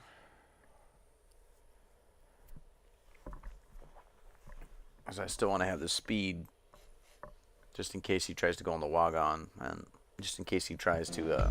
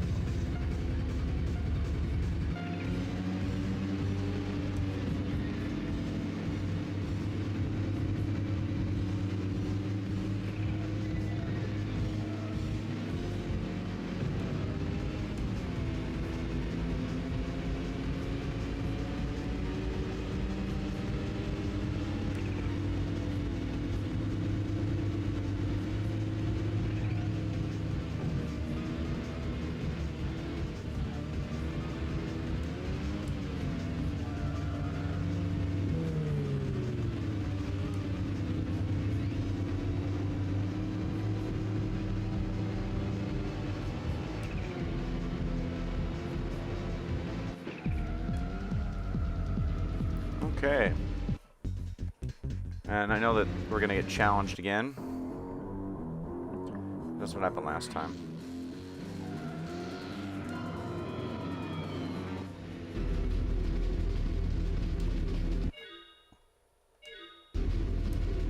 You can't skip his little intro scene here.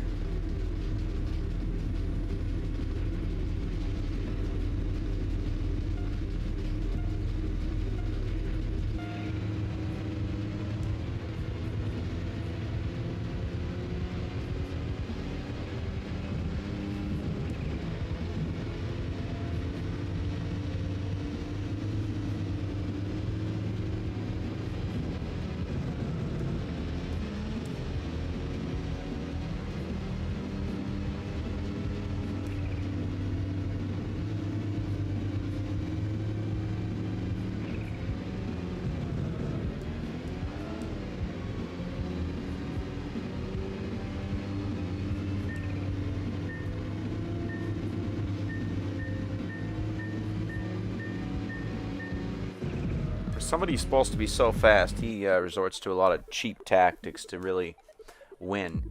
I would have easily kept up with him if he hadn't slammed me like that.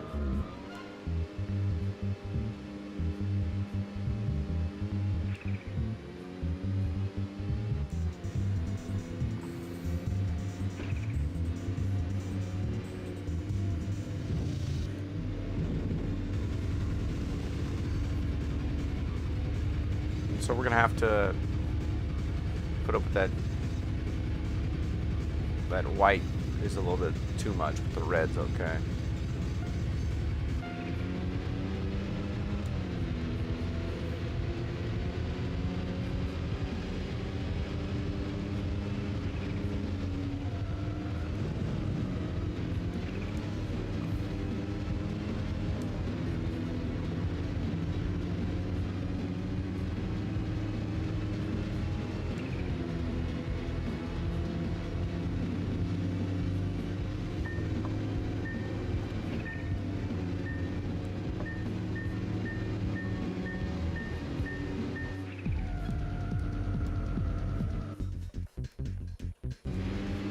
Ah, come on.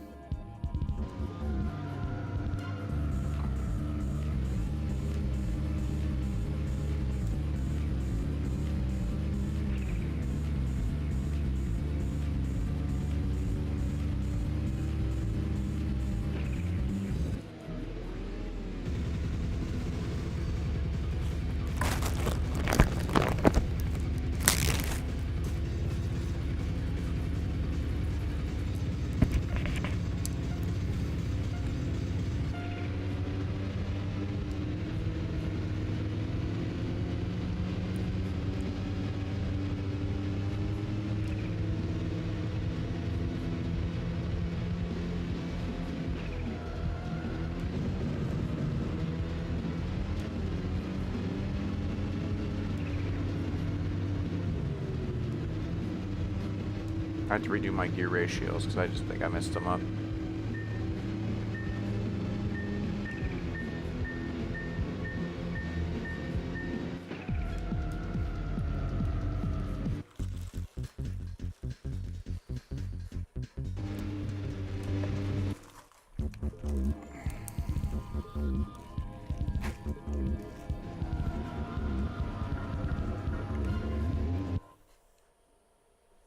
So we're actually going to tune it this time and test it in the test track.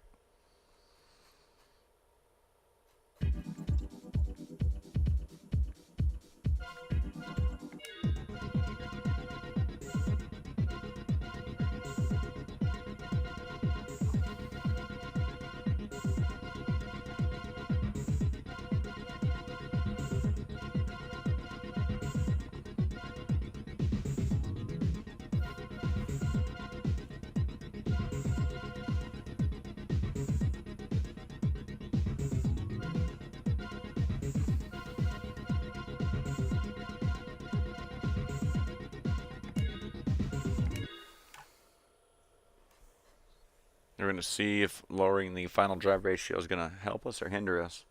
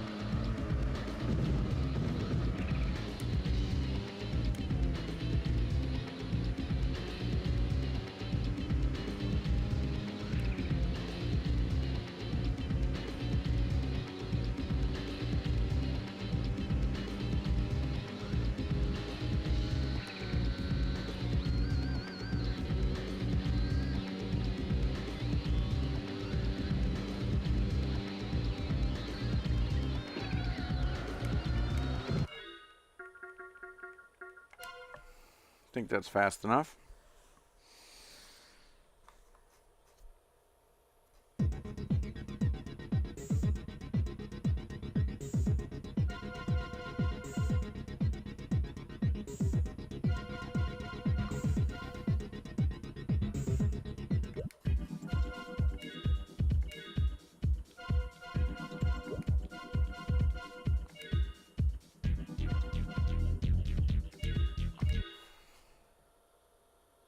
And we're going to start at the bridge. Bridge run. I might, after this stream, take a little nap, wake up in a couple hours, then play some Ducks 1.5 on the Dreamcast, maybe play Alien Front Online, maybe Armada even, or even Stormwind. I like Stormwind, that independent game by Red Spot Games, the shooter, spaceship shooter that took them like 12 years to make.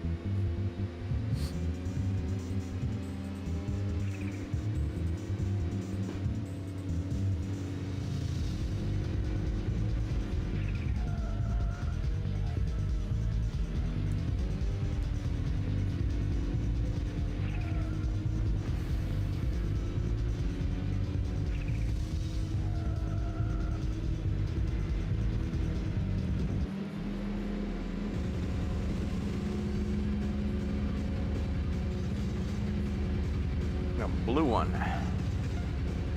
Groucho.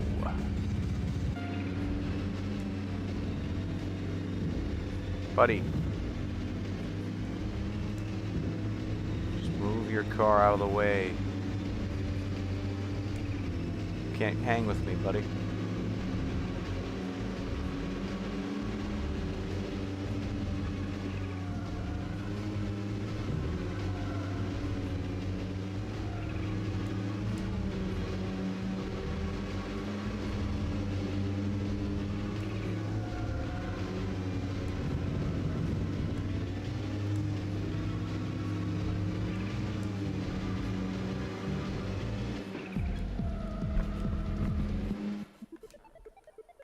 Now I'm going to get challenged by the Purple Comet again.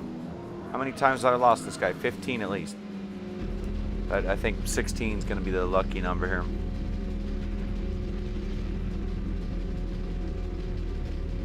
That X-ray effect is overdone.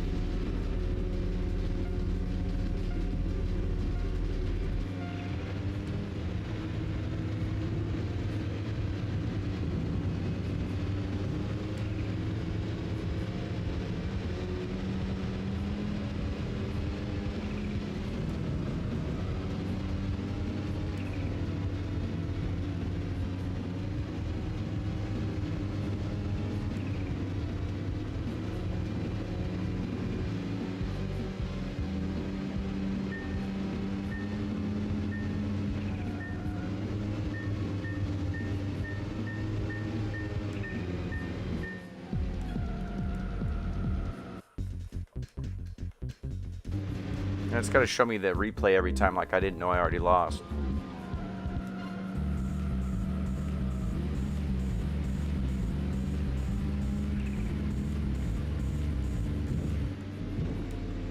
And unfortunately I'm not able to skip this part.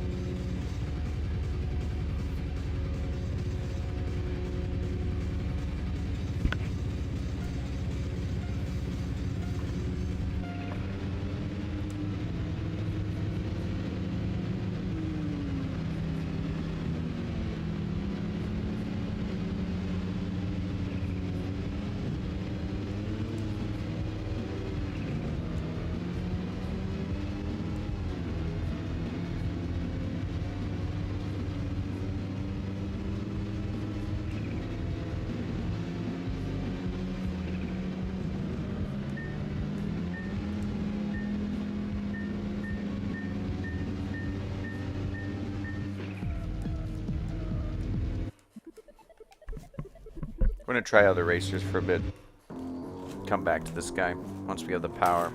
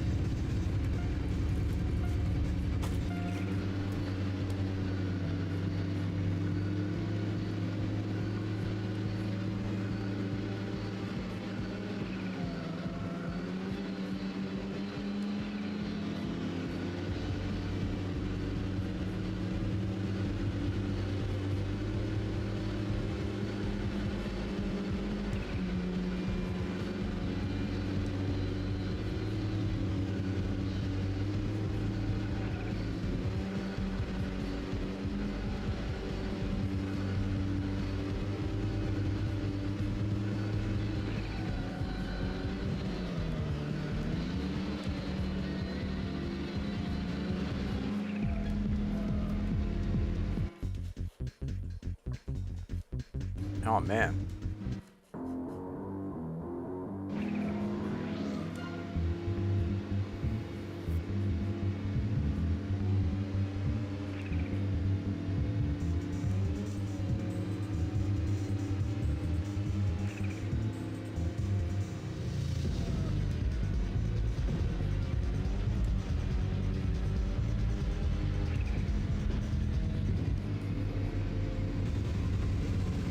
This guy here, usually a pretty easy victory.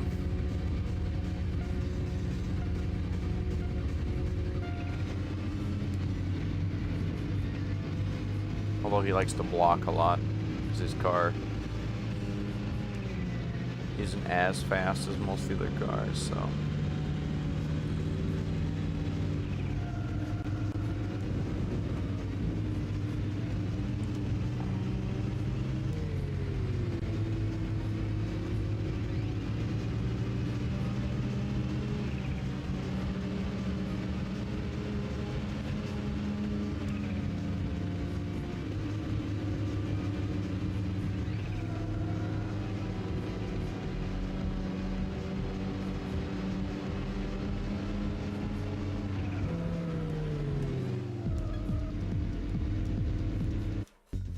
The problem with racing these other guys that aren't Purple Comet is you don't get paid hardly anything, because these guys are broke.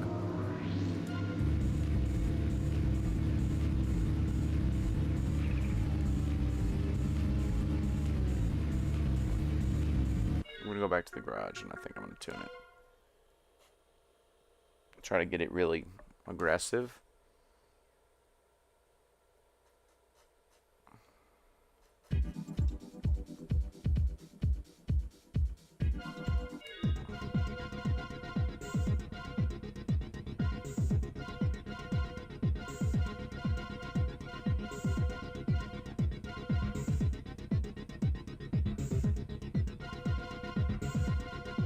Shorter first gear,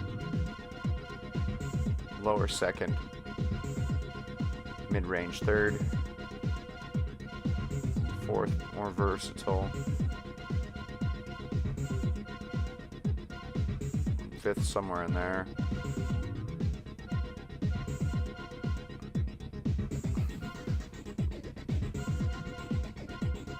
and then middle boost somewhere in here, like right in there.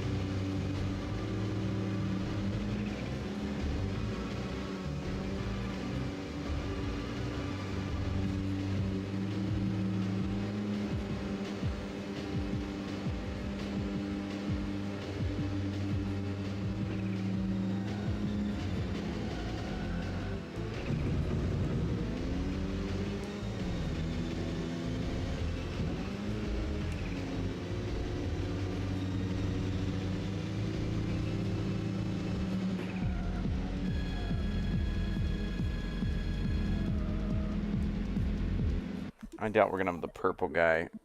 Purple Comet challenges here, but you never know. If I can initiate his challenge over here on the Wagon, he's not going to... Oh, yeah. Normally he doesn't go this way. He's going to try to get back on the C1, but if he's chasing me, I'll lead him onto the Wagon where I have the advantage, and we'll just endurance race him.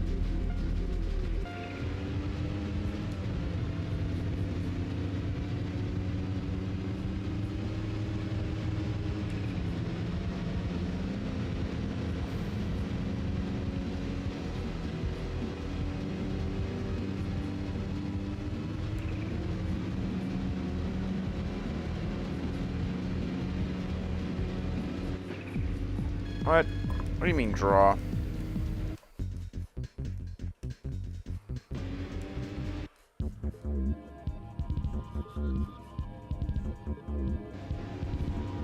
That means I can just go on my road and challenge him down here, and he'll have to follow me, right?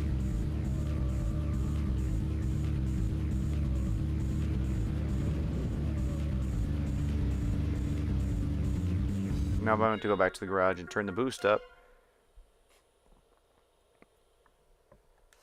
So I think that's what... I beat someone on the Wagon line.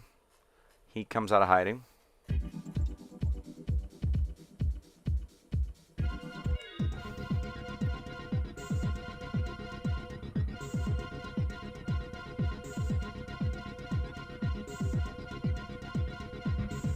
High boost.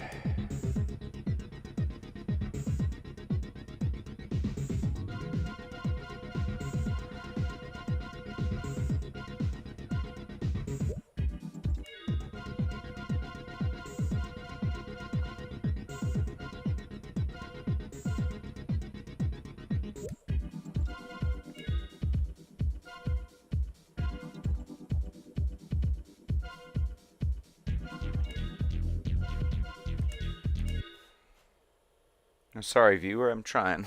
I'm trying to win here.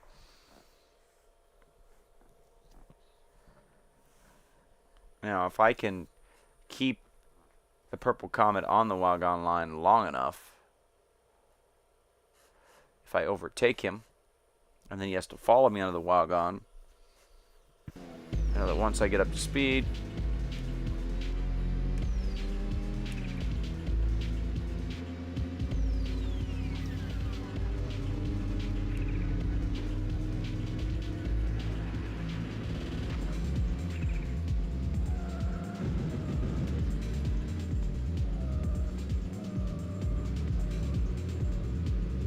there's Canyon Racer back there in the 86 Corolla there, so easy pickings.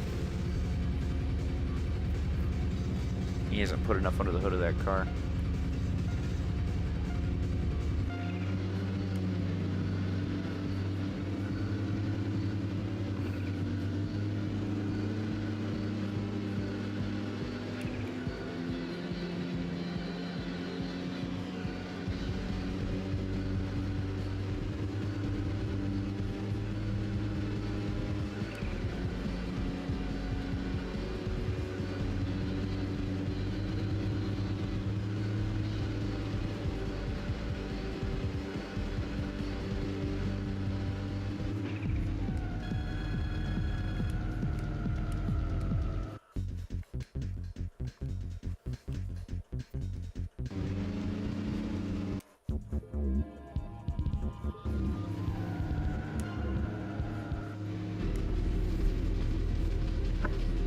Okay.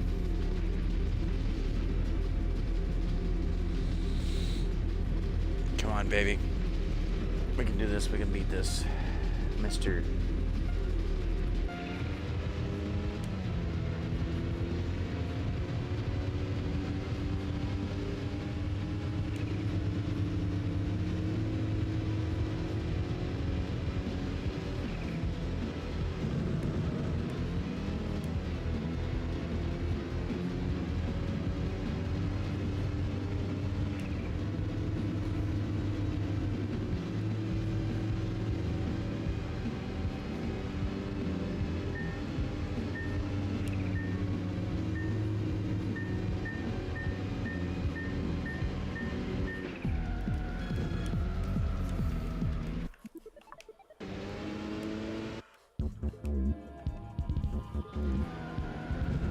Come on.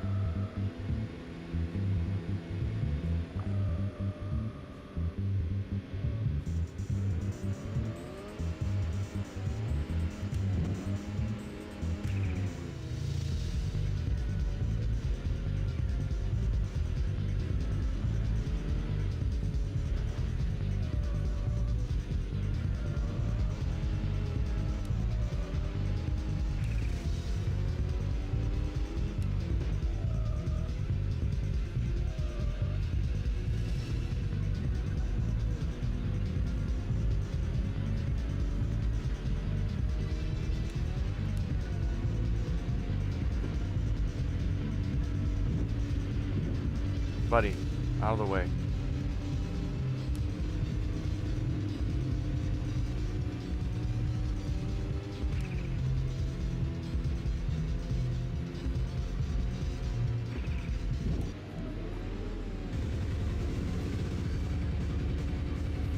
And we're just gonna try this.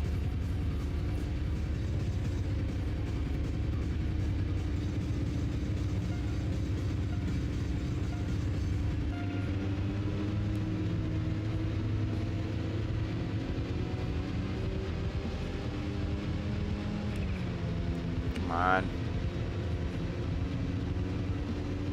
It's just a little bit faster, but...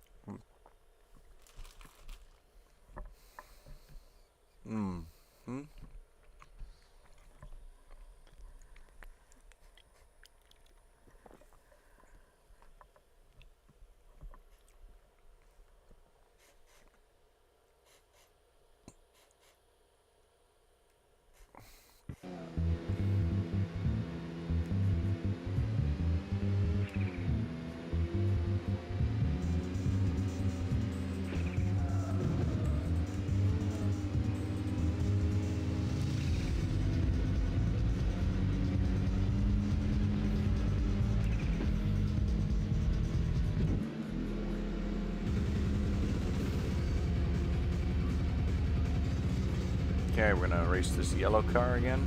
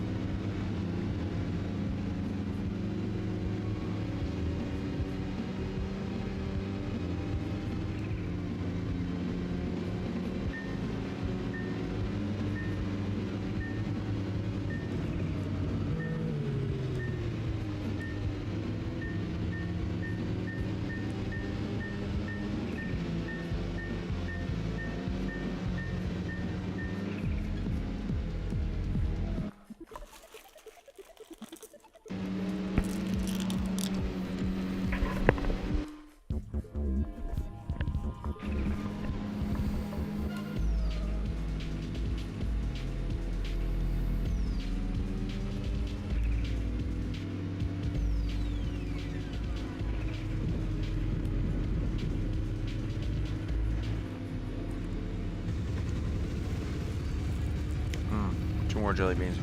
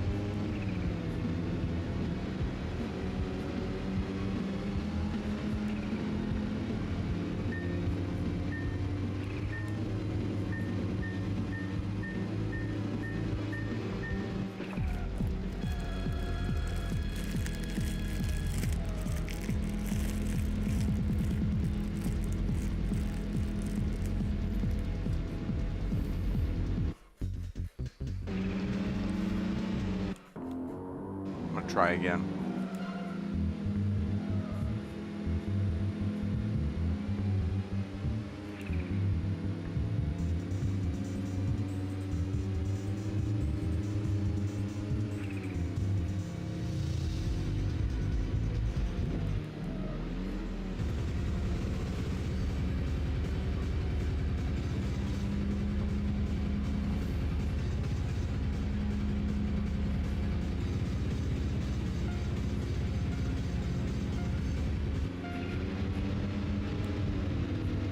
Come on, baby.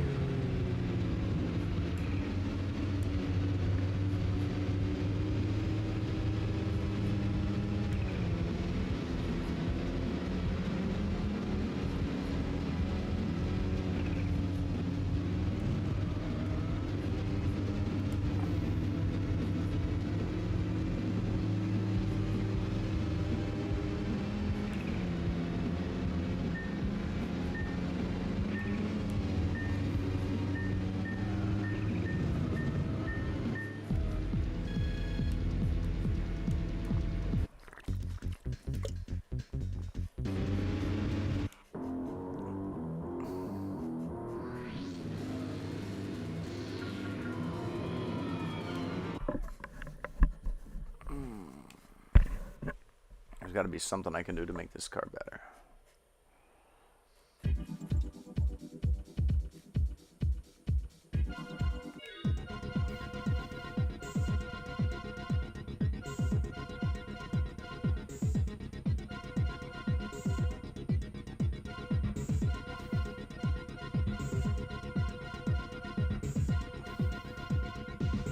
We're going to try it on the track, test track first here.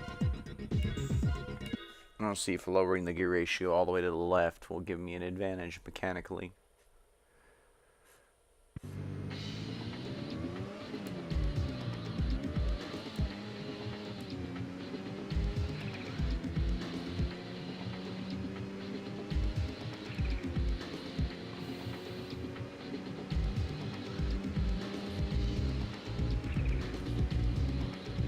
Nah, it actually ruined the car.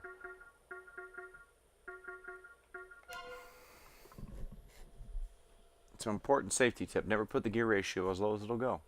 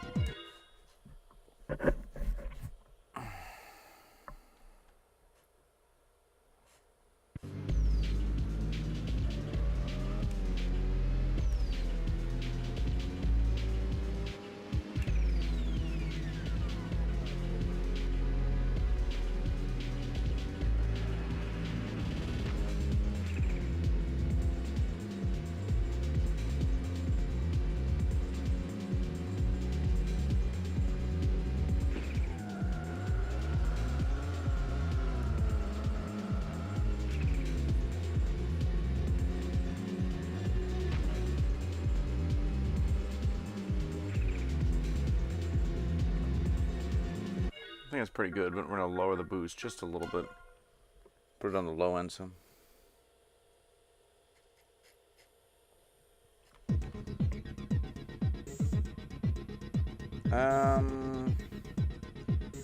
It's the...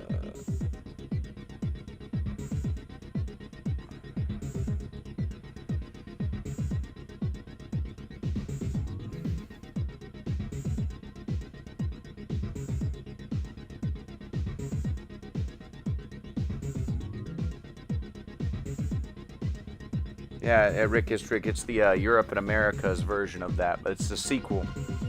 It's the second game.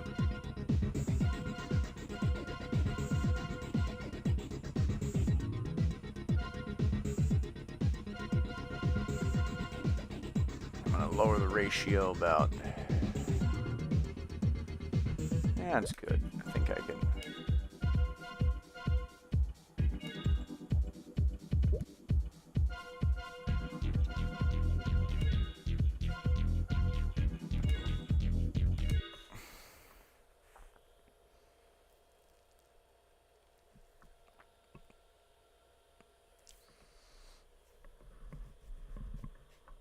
I have the first one as well, Ricky's Trick. I have the very first one. I believe it's called Shuntuko Highway Battle in Japan.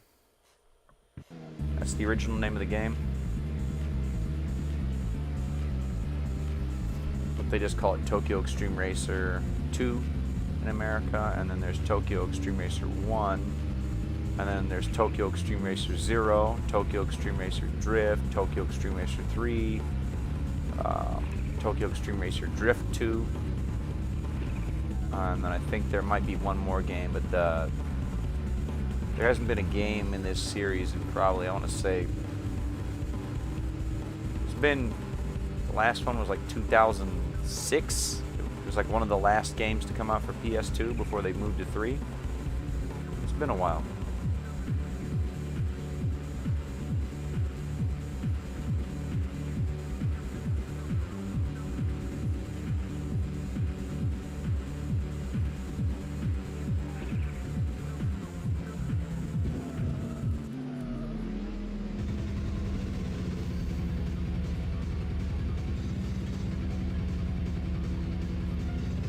Yeah. One of my streams on this, I went 6 hours because I couldn't sleep when I got home from work at 3 a.m. and just played the game for 6 hours. And I was like, I didn't intend to play for 6 hours and 30 minutes, but I did. And it was too hot to go outside. You know, I wanted to go out and skate, but it was like 104. And there's also wildfire smoke in Oregon right now because stuff in Oregon and Washington are on fire right now.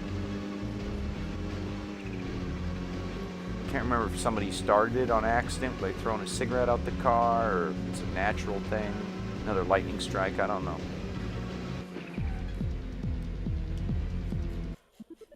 But it's been a couple of weeks and the fire's still burning a little bit and it's still smoky. It really sucks. And it's been one of the hottest summers in a while. Oh, here he is. Here he is. Here he is, Rickus Rick. Here's the guy that keeps getting me.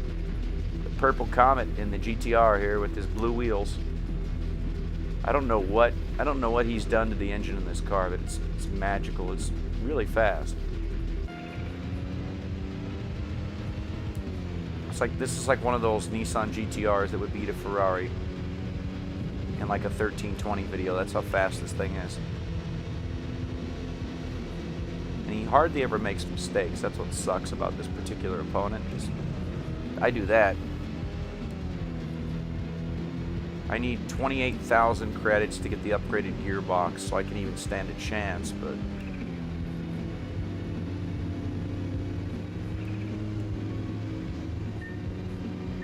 maybe I can challenge him at one of those other roads where he'll just... And then I go way too fast through the corners trying to keep up with him.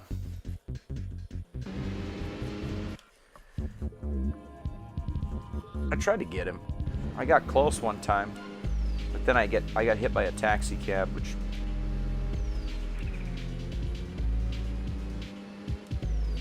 But this second game in the series, Rickus Rick, has the entire Wagon line, and C1, and the Yokohama line, which is really cool. It's got one of the biggest maps in all the highway battle games. But that also means you have to race in all these different environments, and you have to, like, The parts where it transitions from the Wagon to the Yokohama line to the C1. And like, you know, those little tiny access roads. That's what really gets me. It's like this part right here, like that, see?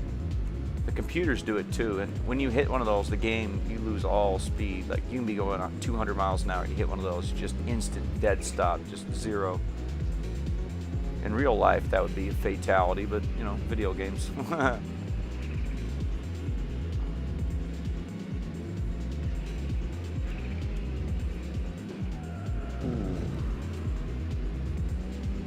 And on the Dreamcast, you know, because this Dreamcast is like a early model, it's like a 99. Never been recapped or refurbished, just taken apart and cleaned and put back together with a new shell, so it runs pretty good, but this game does have slow down. Yeah, there's a lot of choice in highways and cars. There's American cars, there's a few German cars. I think that there's BMWs in this game. I can't remember if I think later in the game you see Porsches. I'm not that far yet, because you have to unlock the rest of the Wagon before you start to see Porsches, because this guy might not race me here in his yellow car. Mr. Mosquito's like, nope.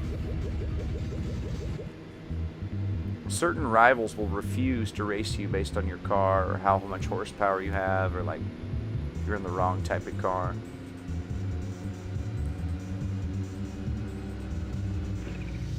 There's one called Catch Me Kate. She's in a Mitsubishi FTO, like a little K car, all-wheel drive Mitsubishi. She won't race me unless I'm in a front-wheel drive Honda or like a little tiny Corolla GTS 8.6. She won't race me in the RX-7.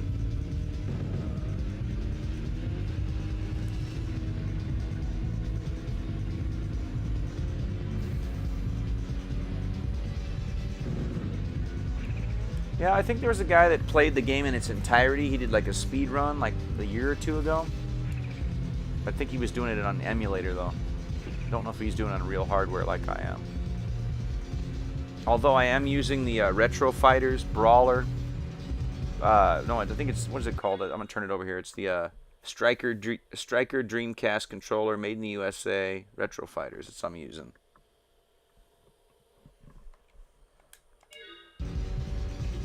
I want to get the new Bluetooth one. They got a Bluetooth one you can also use with the Switch, or like other systems if you want, I think. That one looks pretty cool to me.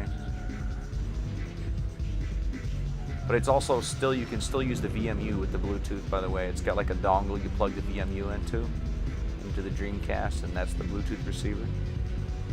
And it's like $53, I think, which isn't really bad, because a brand new Dreamcast controller, new in the box, never opened for 24 years, is about 60 to 70 bucks, depending on which color you want. I don't want a white one. If I was going to buy a new Dreamcast controller, I'd want like the yellow one, because I don't have the yellow one. I have the blue one, but now I have the green one. I think do I have a blue one? I don't have a blue one. I have a real Sega controller. I have only one real Sega controller, the green one. I have two of the Mad Catz ones from the 90s, and I have this Brawler, the Striker DC by Retro Fighters, but yeah. The most expensive Dreamcast controller, I think, is like the red one. The red one and the gold one are pretty expensive.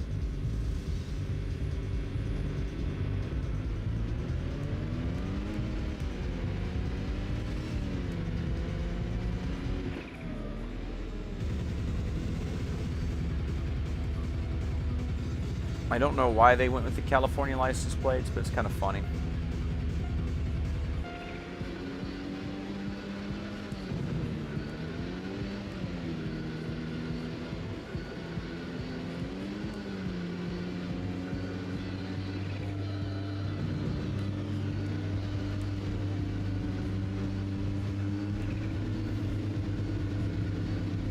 Even if I lose this guy, I can re-challenge him up here. That's the problem. It's almost like you gotta have two cars.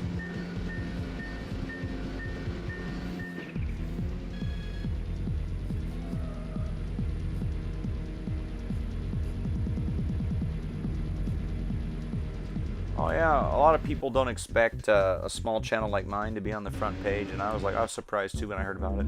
Every once in a while I pop up there.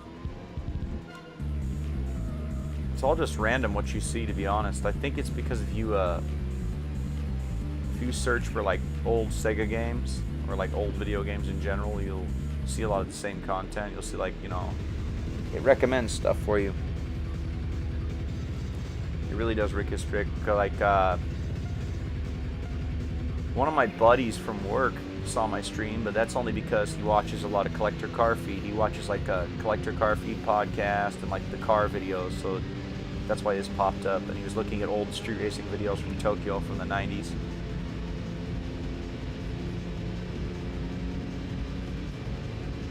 So it kind of like tailors what you see. Most guys are just watching thirst traps of girls, so you know, those girls jumping up and down in a bikini. Most guys are just watching that on YouTube, unfortunately. So it's a shame.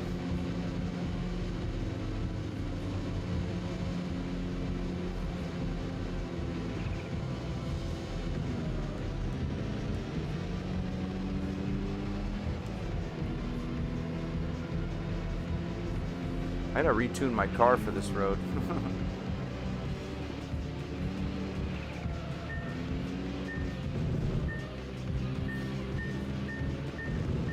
Oh yeah. Thanks, Rick. I play a lot of the old school games actually. I might dust off the Sega Saturn this weekend here,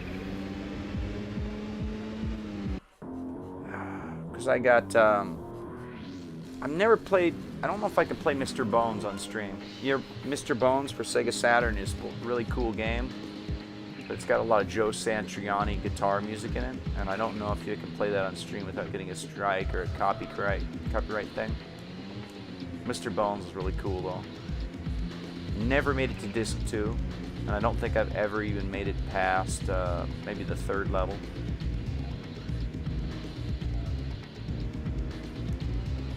That's an expensive Dreamcast game, but I mean Saturn game, but I bought it when it was like $40, and now it's like almost $200 for that game, because it's a 2-disc. And everybody that has Mr. Bones for the Sega Saturn, disc 1 always works, but disc 2 is usually broken.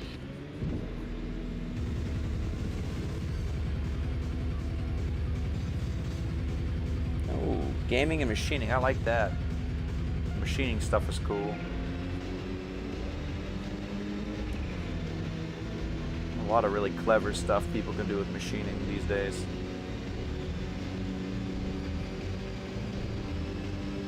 Especially in the car world of things. Guys are putting parts on cars that I never thought would be possible. Like some of the 1960s Chevrolets, guys are converting them to disc brakes by taking Chevy S10 calipers, and they machine a custom bracket, right? So you've got an S10 caliper and brake pads and a Nissan Altima rotor that's been re-drilled for your bolt pattern. It's on like the Chevy Corvair and then some of the smaller Chevys, yeah. Mega Drive 1. I like the Mega Drive. I just never could find one that was still working for a good price.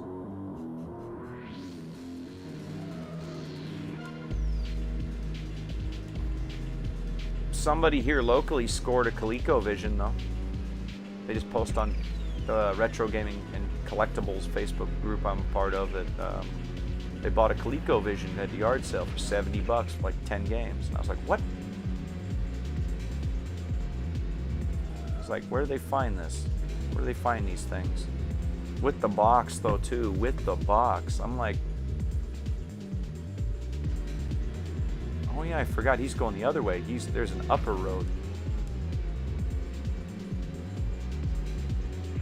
When you're going this way, you're on the bottom, right? And then when you're going northbound, you're on the lane up top.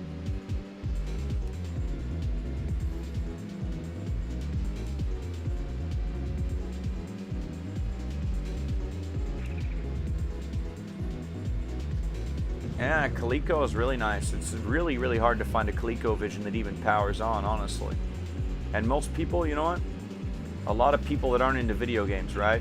So, one of my best friends in high school, he had a Sega Genesis, and he had 20 games for it, and he still had the snap cases and the instruction manuals and everything, right? His mom threw it away. His mom threw away the Sega Genesis because the controller didn't work anymore. She didn't know you can go on Amazon and buy a controller for 20 bucks, so they threw it all away. He was going to give me the Genesis and everything, you know, he's like, hey, do you want it? I was like, yeah, I'd love it, dude. But, you know, it was before I had my driver's license. I couldn't go over to his house, you know, 5 miles from mine and be like, pick it up. And so his parents threw it away. And then I told his dad, I said, you know that Sega was worth money you threw away? And he's like, what? I was like, yeah, you could have got like 200 bucks for that. Well, you want to hear about a worse one, Rickest Rick? There was a McDonald's near where I went to high school in Arizona. They had the Nintendo 64. You know the kiosk, the Nintendo 64 kiosk McDonald's used to have in like the 90s and 2000s? 4 Nintendo 64s, 4 controllers, right? Each Nintendo 64 had 4 controllers and a game. One had GoldenEye 007, one had Mario Kart, one had Mario Party 2, and the other one had Diddy Kong Racing, and they all had TVs and like little chairs that bolted to the kiosk. And McDonald's corporate told him to throw it in the garbage. And I offered the manager like 300 bucks for everything. And, you know, he forgot I offered him money for it because he threw it in the garbage, all of it, in the dumpster. And I was like, hey, you get those Nintendos? And he's like, no, we threw them out, dude. And I'm like, those were worth money. And I would have bought those.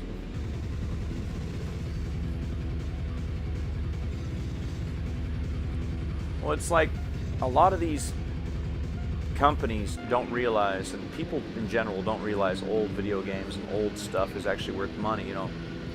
Old cars, yeah. Old jewelry, for sure. People are starting to realize comic books are worth money, so they're not throwing them away anymore. But video games are still one of those things where, like, a lot of people still think old video games are worthless. A lot of people, like, they'll sell them cheap or throw them away. I see it all the time.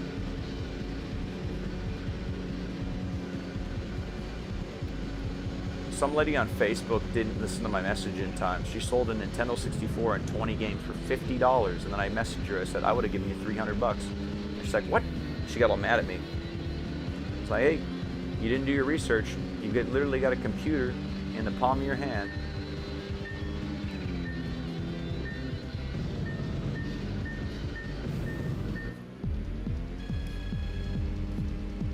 Nah, I used to go to that McDonald's all the time. But I was kind of annoyed because not only were they weren't just Nintendo 64s either, they were the Funtastics, you know, the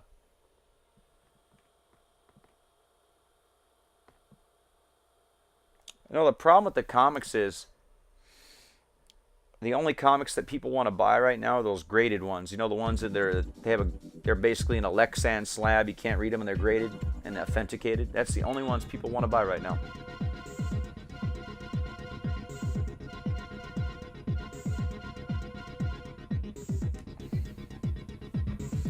The comic bubble burst a long time ago. That really did. I know, because I tried to sell my collection a few months ago to try to help fix my, you know, I needed money to help fix my car, and I tried to sell my comics, and I have a collection that's worth like 2,500 bucks, but nobody would even offer me 500 for the whole collection, so I just kept it. I'm like, it took me 12 years to collect them. You know, if I can't get what they're worth, I'll keep them. That's basically what I did.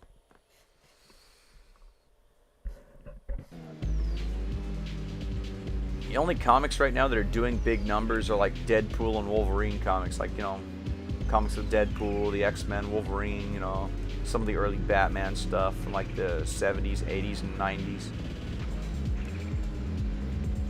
And the Doctor Doom comics, the Fantastic Four Doctor Doom comics are really hot right now. But just because a comic's worth really good money and people are buying it, it's still hard to sell them right now, because the people that, you know, the comic book collectors are some of the cheapest people I've ever met, you know that?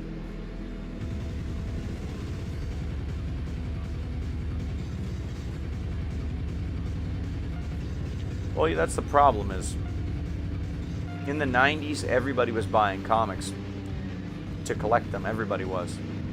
Same thing with baseball cards in the 80s and 90s. You know, everybody was buying a bunch of baseball cards because they were like, oh, these are going to be worth money someday. So people were just hoarding that stuff. And now, the economy's not that great. Everyone's trying to sell at once. And it's like,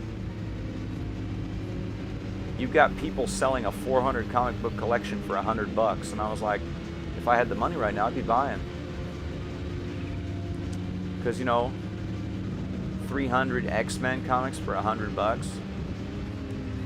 It's like, how you can't lose money at that. Like, okay, you might have to wait 10 to 15 years to sell them, or you might, you know, leave them to your children if you have kids. But I just like the old X-Men comics. They're awesome. The new ones, see, comics have become super politically correct now. Like, they're putting politics and, you know, all the ideologies floating around the internets in the new comics. That's what's annoying. Because you read comics to escape reality. You don't want to hear about, you know, you don't want to hear about all that stuff in your comic book.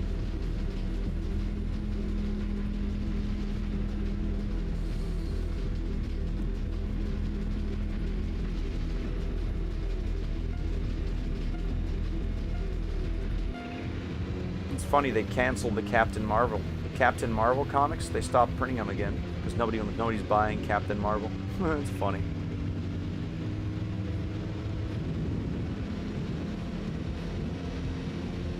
Come on. More power, more passion, more power.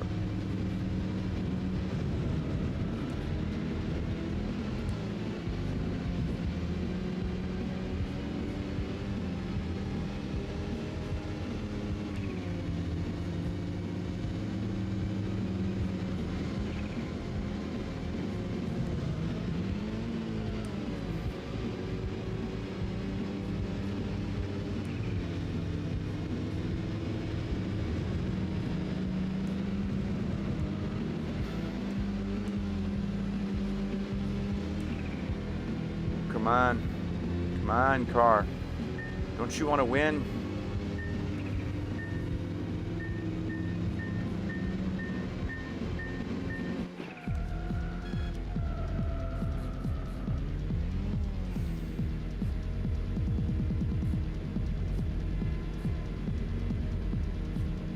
Yeah, that Captain Marvel. And then they did the Marvels. Oh my goodness.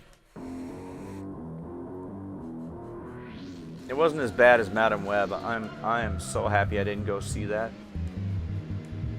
Some chat GPT writing the script. You know? Like, you know how they're starting to use chat GPT to write scripts? And sometimes you can really tell.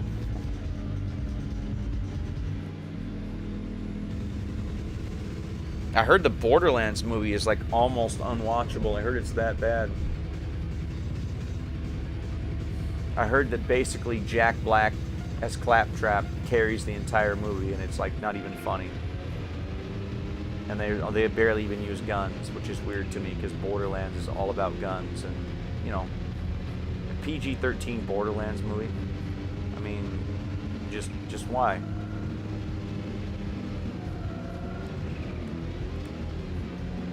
And I feel like nobody asked for a Borderlands movie. I didn't. It's like Hollywood will just take every video game and comic book they can. It's like they don't even know how to do them right, though.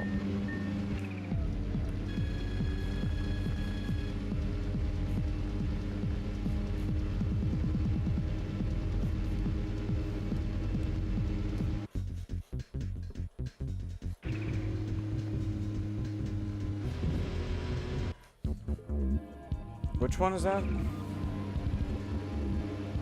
Oh, Super Mario Brothers 1993. Oh yeah. But Super Mario Brothers 93. That movie became a cult classic for some reason. It's a really terrible movie though. Even though it has A-list actors in it, you know, like John Leguizamo and all those other people that are really famous. And for some reason, the Bombs wear Reeboks or Nikes. I don't know why. I don't think Bowser has the budget for that, you know? I don't think Bowser would be like, hey, I'm gonna buy you guys all white Nikes. It's like, yeah, I'm gonna buy every one of my freaking army white Nikes. I'm gonna buy you guys all Air Force Ones, white ones, all white. Don't think Bowser has that kind of money. Especially since like Nikes are more expensive than they were in the 90s. Like those shoes were $50 when I was a kid. Now they're like, people are selling them for like $250 a pair. I'm like, what?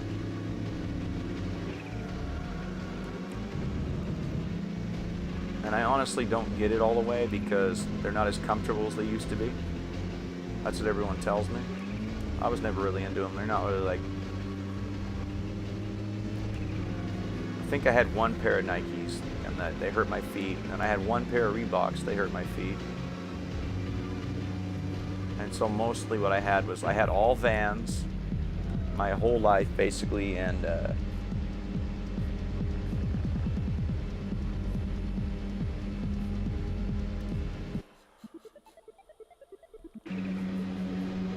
Nintendo just doesn't want to put out any movies that suck, because they, you know, after that first Super Mario Brothers movie in '93, they're really careful about what they put out as a movie. And that Super Mario Brothers movie with Illumination, the animated one, that made like $1 billion or something like that. It made a lot of money.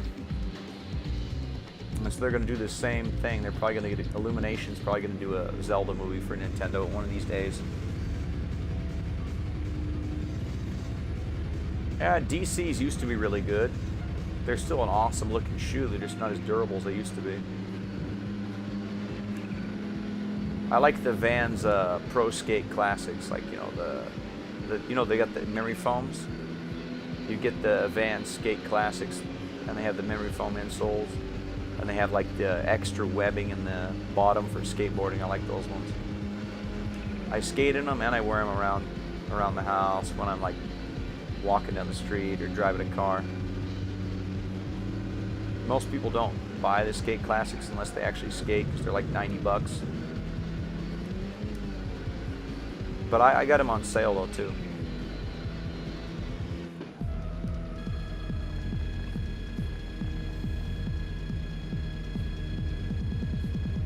Well, yeah, Nintendo is suing everybody that has an emulator ROM site right now, and they're winning too. It makes sense. They don't want people to download ROMs when they can sell them to you for $50 on that Switch cartridge, now do they?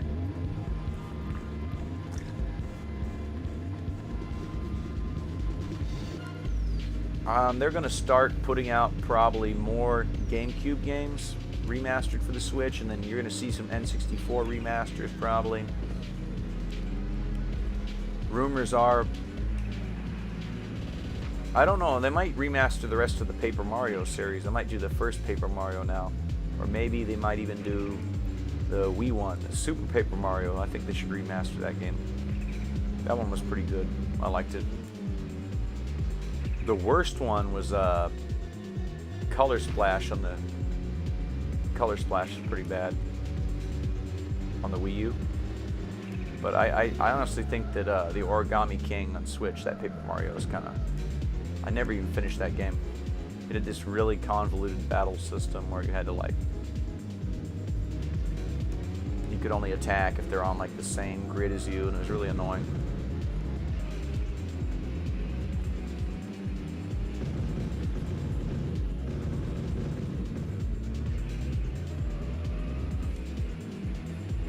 Oh yeah, they have the high top Vans though. Rick is Rick. They have them. They brought them back. The higher top ones. I have a few pairs of them. I have the low cut ones and I have the high top shoes. I like to mix it up. The only shoes I really hate are work boots. But I'm always wearing work boots at work. Hurt my feet. I go through those memory foam insoles, like they last like 2 months. On my feet all day for like 12 hours. How you doing, Buggy? You return. My buddy Buggy's watching, all the way from the Netherlands. We're still trying to beat that purple Comet buggy. I swear he's got jet fuel in his gas tank or something. But I'm just gonna race normal cars because they still have money.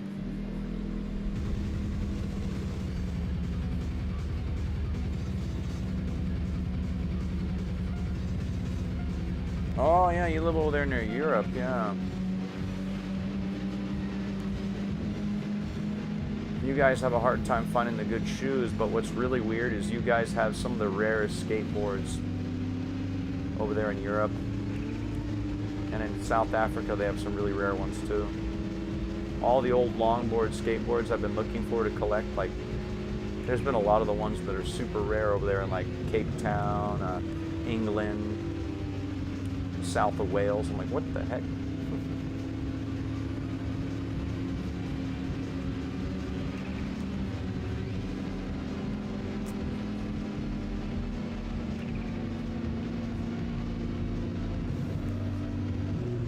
Which is weird to me that all the old longboard skateboards and all the old skateboards are in England, because like England's become so anti-skateboarding.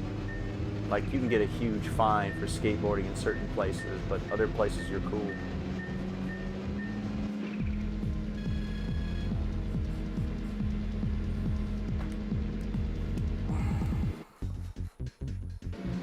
Yeah, in the UK it's really weird because like I talked to somebody from there and they said that some places you can longboard, some places you can skate, some places you can rollerblade, other places they're like, some places they even try to take your board away from you, and I'm like, So I talked to some other skaters from there.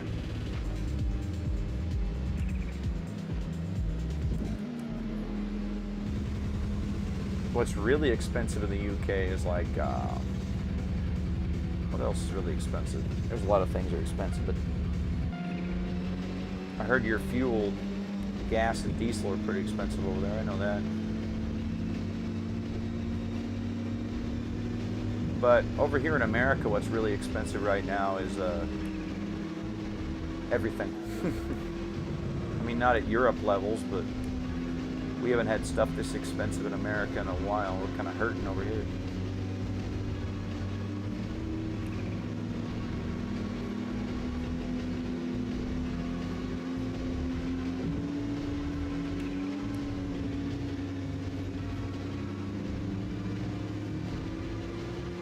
I'm seeing stuff for sale that's just like, it's crazy. Everybody's trying to sell stuff right now, everybody.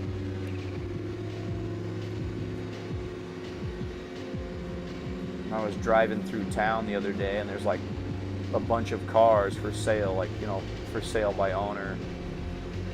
The car dealership in town is completely full of brand new cars and nobody's buying them. And they're all on sale too, nobody's buying them.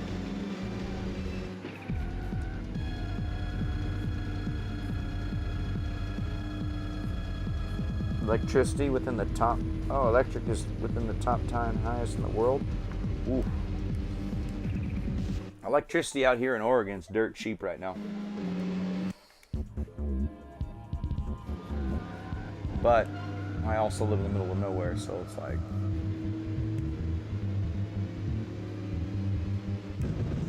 the only thing that is annoying is every time I go to the grocery store, there's like a small grocery store where I live, and then there's the Walmart's like 40 miles away.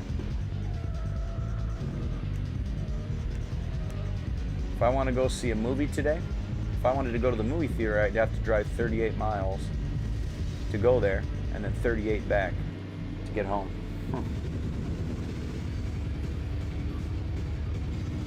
So I don't watch a lot of movies unless I get them on the disc, or I get them on Blu-ray or DVD, or I watch them on Netflix.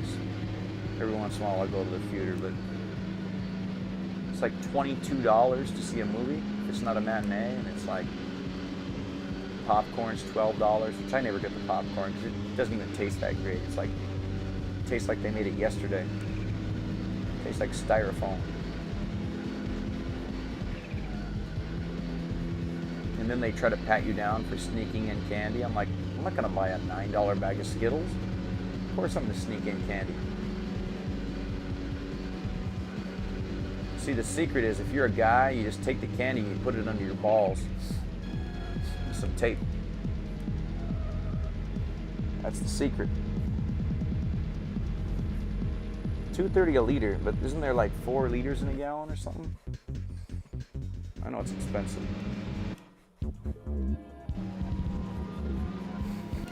People just tune in now. He's talking about sneaking candy to the movie theater by hiding it under your balls. I'm like, yes, I am.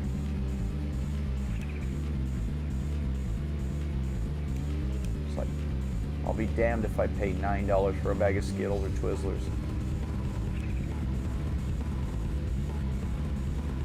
Doesn't work with chocolate though. That stuff melts too quick.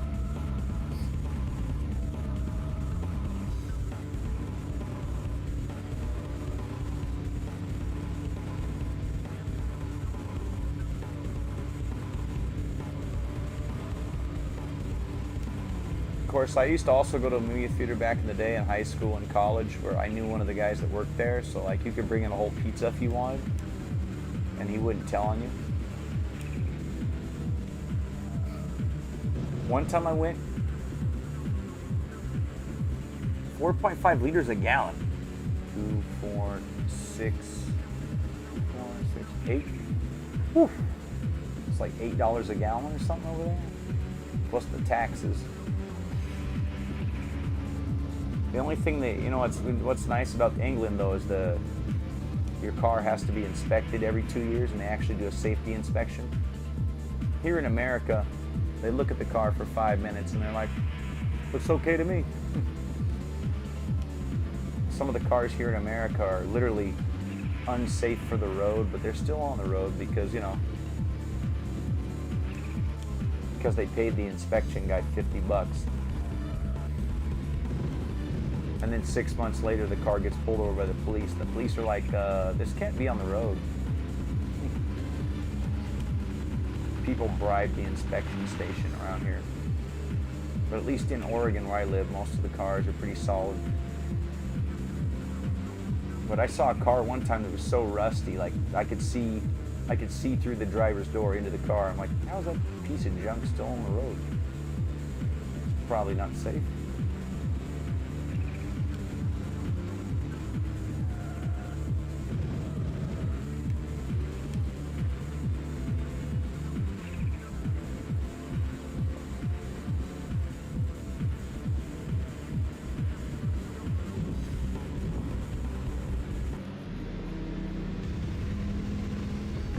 %70 taxes.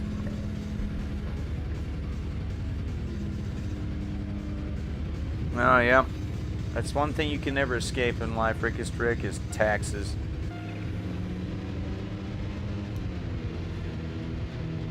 And I don't know who's paying more taxes, England or America. And probably somewhere in Europe probably has higher taxes. Oof.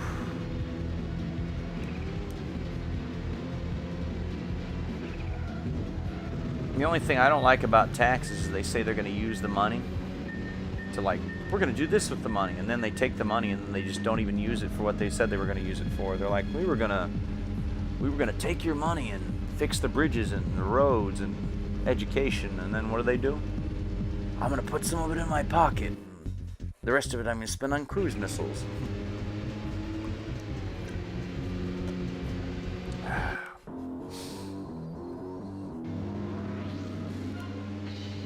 don't think I can keep up with that guy yet. I need to get 28 grand for the upgraded transmission.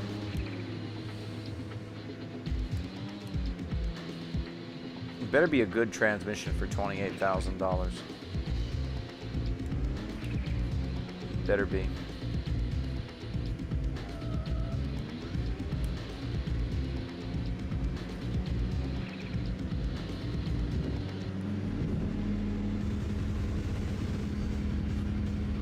Oof, 20%.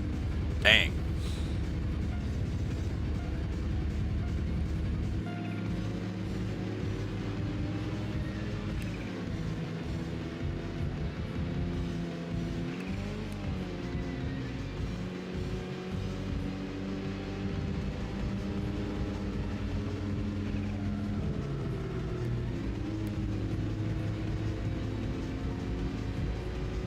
Kojima. I don't know. I don't know which way I'm going.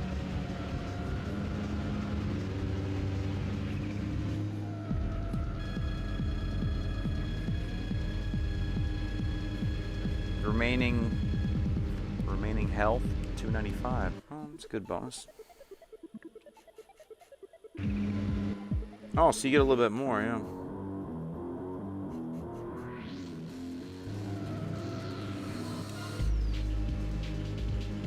Yeah, but it also depends, Buggy, what gas you put in. You put in regular, premium, or super premium. So if you have like a BMW with like the fast engine, you have to put like the 91 octane or higher in there. You can't put regular. Or unleaded. Unleaded's like the lowest grade. It's like 87 octane, then there's 89, and there's 91, and then some places have 93. And a lot of the BMWs take 91 or higher, otherwise they freak out. They don't run good, and it screams at you, and well, you can't, you know, like it goes like all the lights on the dash, and it probably yells at you in German or whatever. I don't know. I've never had a car like that.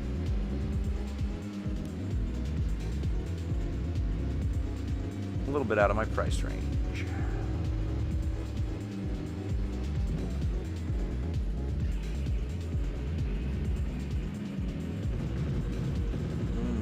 Yeah, Ricky's Trick. Yeah, adulting is never fun, but have a good one, bro. Remember when we were kids and we thought that being an adult would be the coolest thing ever? You know, driving a car, you know, going to R-rated movies, buying as much candy as we could eat. They never told us about having a job or, you know, bills, or the fact that 90% of being an adult is just, I don't have enough money. You go to the grocery store and you're like, I want some rye bread. And you're like, okay. And there's like a loaf of rye bread for $3. There's one for $4. There's another one for $7. And you're like, is the $7 loaf of bread better than the $4 loaf of bread? Or is the $3 loaf of bread terrible? And you're like, just spend all this time. Yeah.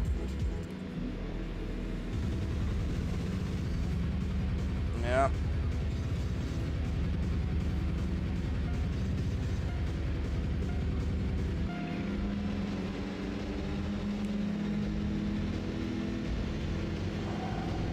Man, these GTRs.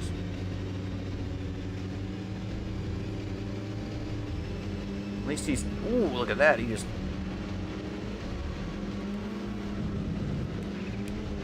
He didn't even watch the road. He's just like...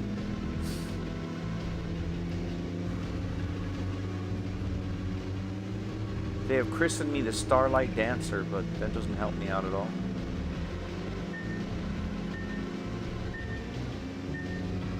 Come on. Power. More power. More power. Ooh, I'm gonna overtake.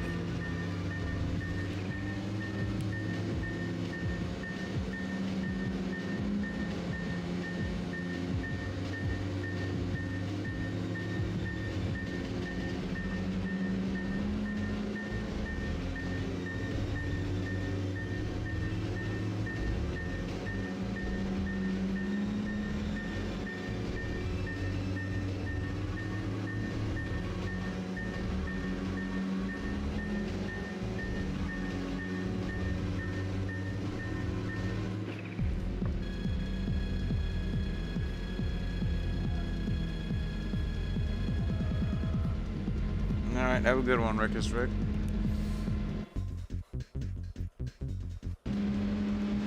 Ooh.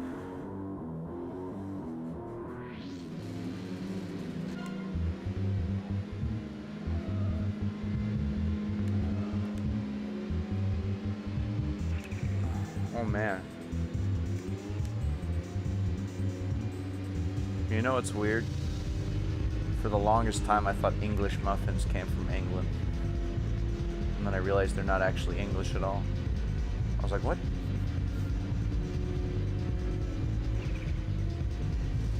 Then why do they call them English muffins if they're not English?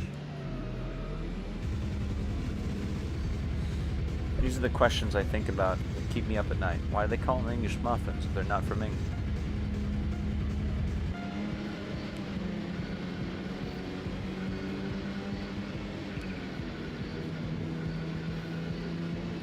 Why do they still do daylight savings time? That's also another question I have. I hate daylight savings time. It's like, just because you say the day has an extra hour doesn't mean it does. Or however that works, I can't remember.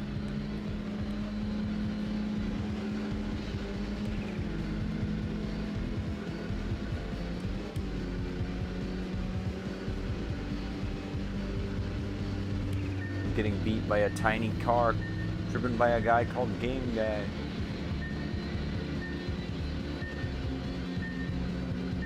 Okay, now I'm beating him.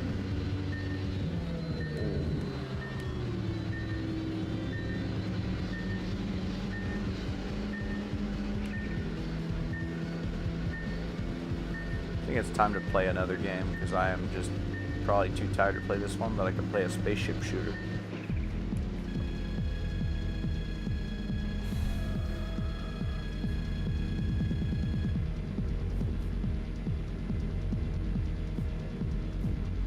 Oh, I know, yeah, I know, Sencho, I know.